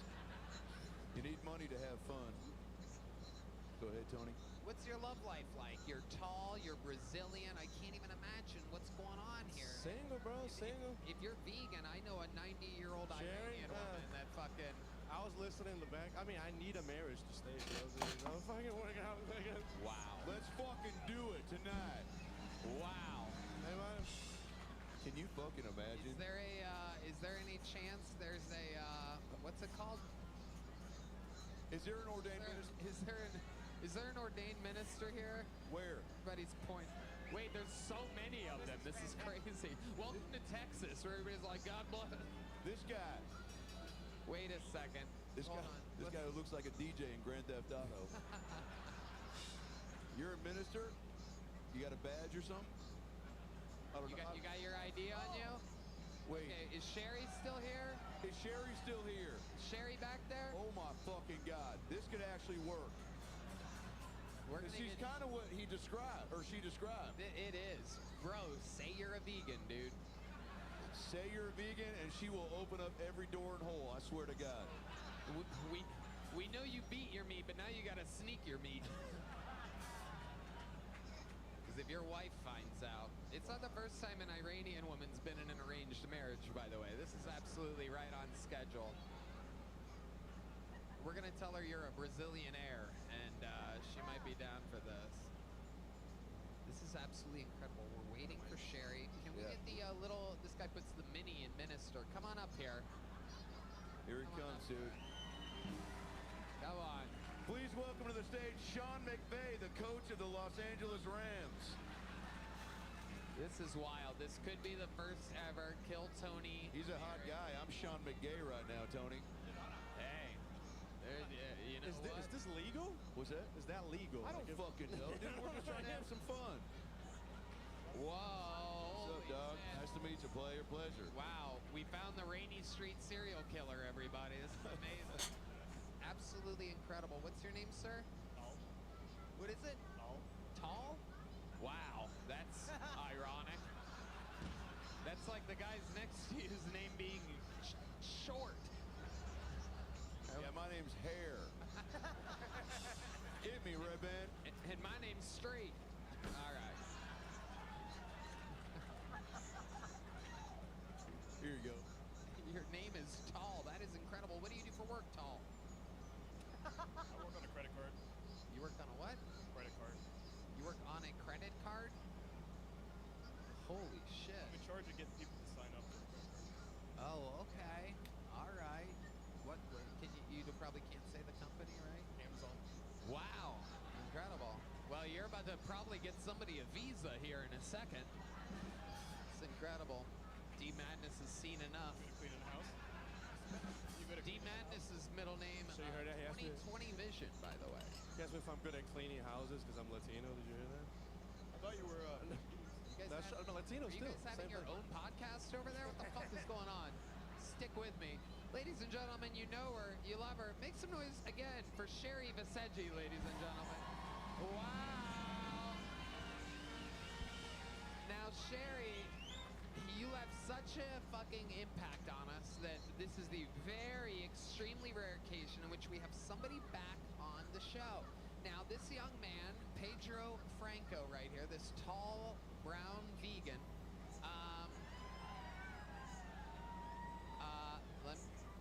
Yeah. Let me just say, I need you guys. We don't have instant replay, but I'm going to show you what Sherry did when she found out that he was vegan. Ready? Tell me you're vegan. I'm vegan. yeah, That was hot. Keep going, Sherry. yeah. I do that. Wow, amazing. So, Sherry, we're in a little bit of a situation because Pedro is from Brazil. He's been here since 2016, and he needs to marry an American woman in order to get to stay in America. Now, the man next to you, believe it or not, his name is Tall. That might be a red flag.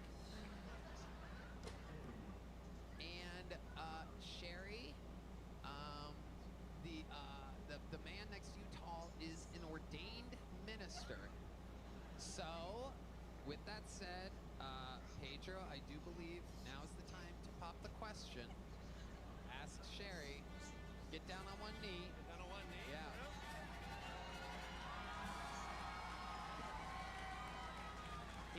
He's literally, he got down on one knee. He's still taller than tall. It's incredible. Okay, ladies and gentlemen, here he is, Pedro Franco. Sherry, will you help me stay in the greatest nation of the world? I believe I'm American. That's right. There you go. That's good enough. That's good.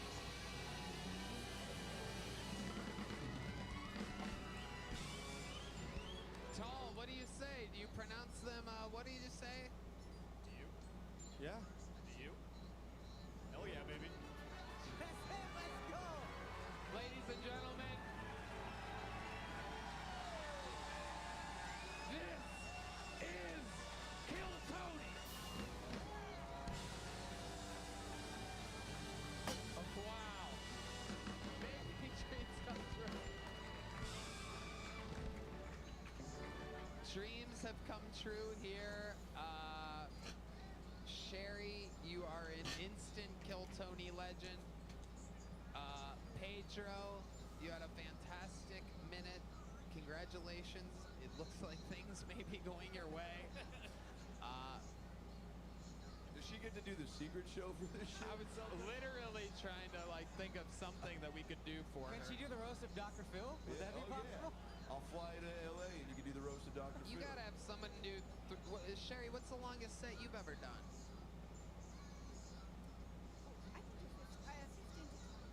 Why don't you let her open the show on Thursday? After Fogo de Chao, why don't you come over to the secret show on Thursday? You're gonna open it up. Sunset Strip Comedy Club. What is it, 8 p.m.? Oh my goodness gracious. Dreams are coming true here.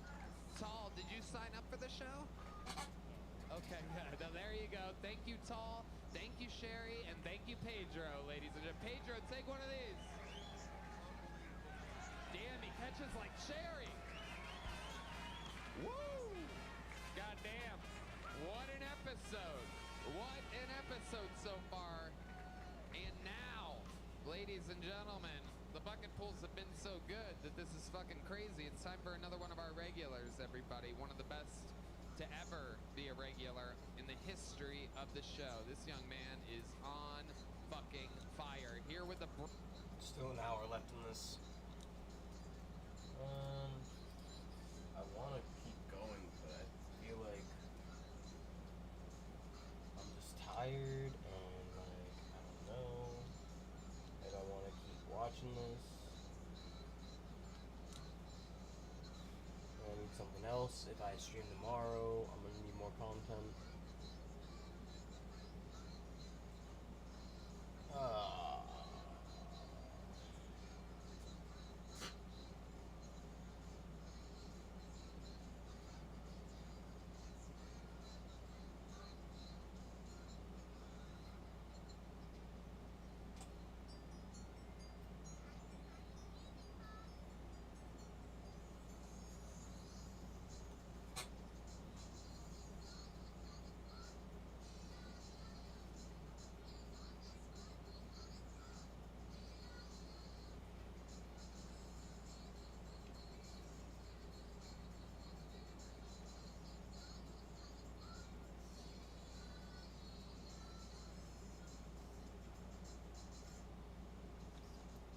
Yeah, I think I might have to call it, guys. We're about to hit the third hour. I'm tired. I may be back for a night stream. I may maybe not. We'll see. Night stream later. Not sure. Not see y'all tomorrow.